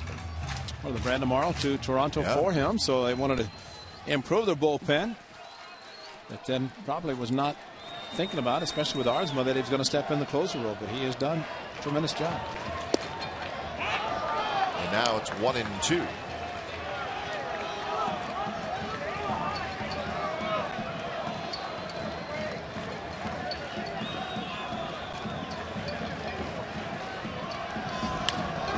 Coco rolls it foul. Crisp has fouled out twice. Once to third, once to short, and then grounded into a double play. So the stars in the back of the jersey of Brandon Lee. You know what that means? He's a star. He's an all-star, that's for sure. There they are. The league and Felix Hernandez, the two all-stars for the Seattle Mariners this year. It's like playing football when you put the stars on your helmet when you did something great. That's right. So they have stars on their jersey because they did do something good. Maybe all-stars. Hideki Matsui is in the on-deck circle.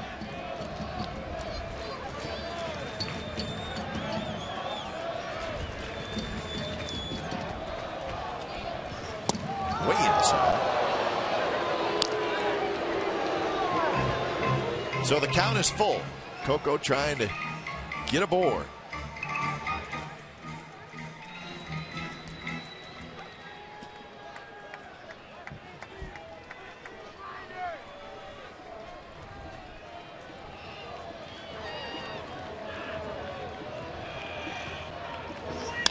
Payoff pitch is sliced foul.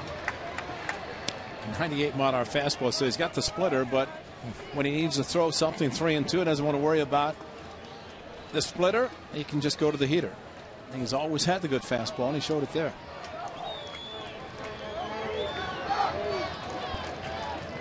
So another payoff pitch to Coco Crisp. One bounce foul. We'll do it again.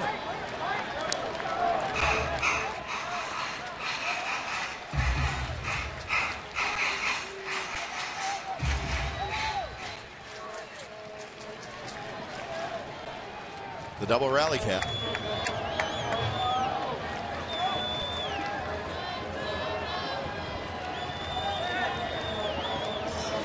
Inside, he walked in. So Coco wins the battle, and the A's have the tying run aboard. He's trying to overthrow the fastball, and he threw it at 98, but just pulled it a little too much.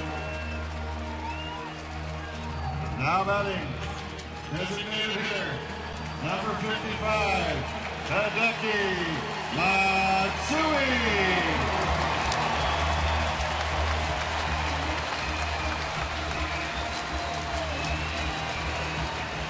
So Matsui steps in.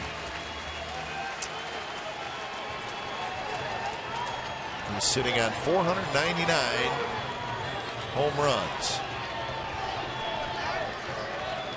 And the first pitch is hit down the left field line, and it's going to be foul as Holman cannot quite get there. I don't think Coco Crisp is going to stay at first base with Matsui at the plate. I think if he can read Brandon Lee, he may try to steal second. And of course, he would have the green light.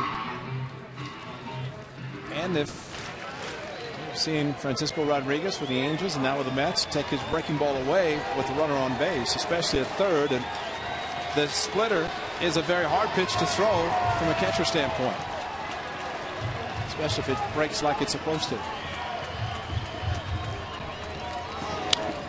Another foul ball. 97 miles an hour from Lee.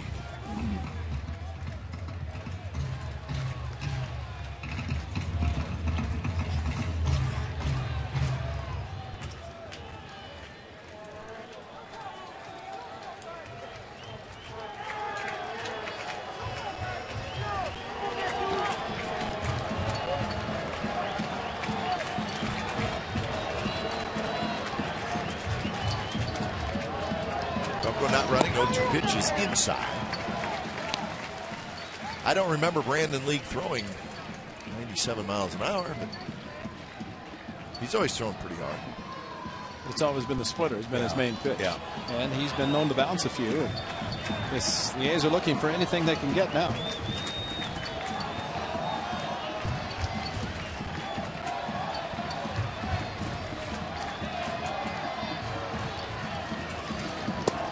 That one just missed. 2-2. Coco shot up a flare and the splitter, and watch Bard go down to his knees as he catches the splitter. And of course, trying to frame it, keep it in the strike zone. But what that means, you go to your knees, it's tough to get up and throw. Had Coco been running, he was not. So 2-2.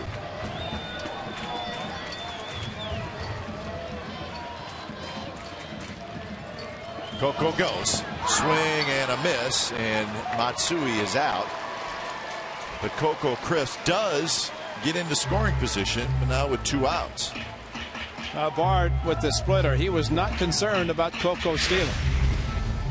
As the splitter, he was trying to get the strikeout, which he got with a hard splitter in the dirt, caught by catcher Bard. He had no intention of throwing. He was not going to be able to throw. Coco had such a big jump, but got what he was trying to get, and that's a strikeout. So Carter with a chance to tie up the game, or maybe win it.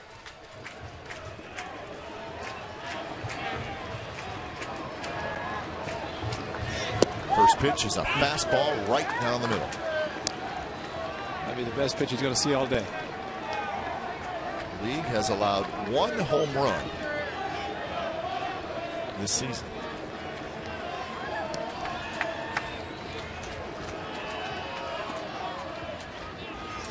A 1 pitch, fastball, 0-2. Well, he's put himself in a position now to get the splitter. He's taken 2 fastballs right down the middle, 96, 97. Now he's got to worry about, and it's hard to look for the pitch. It's hard to look for a splitter and try to do anything with it unless it's a mistake.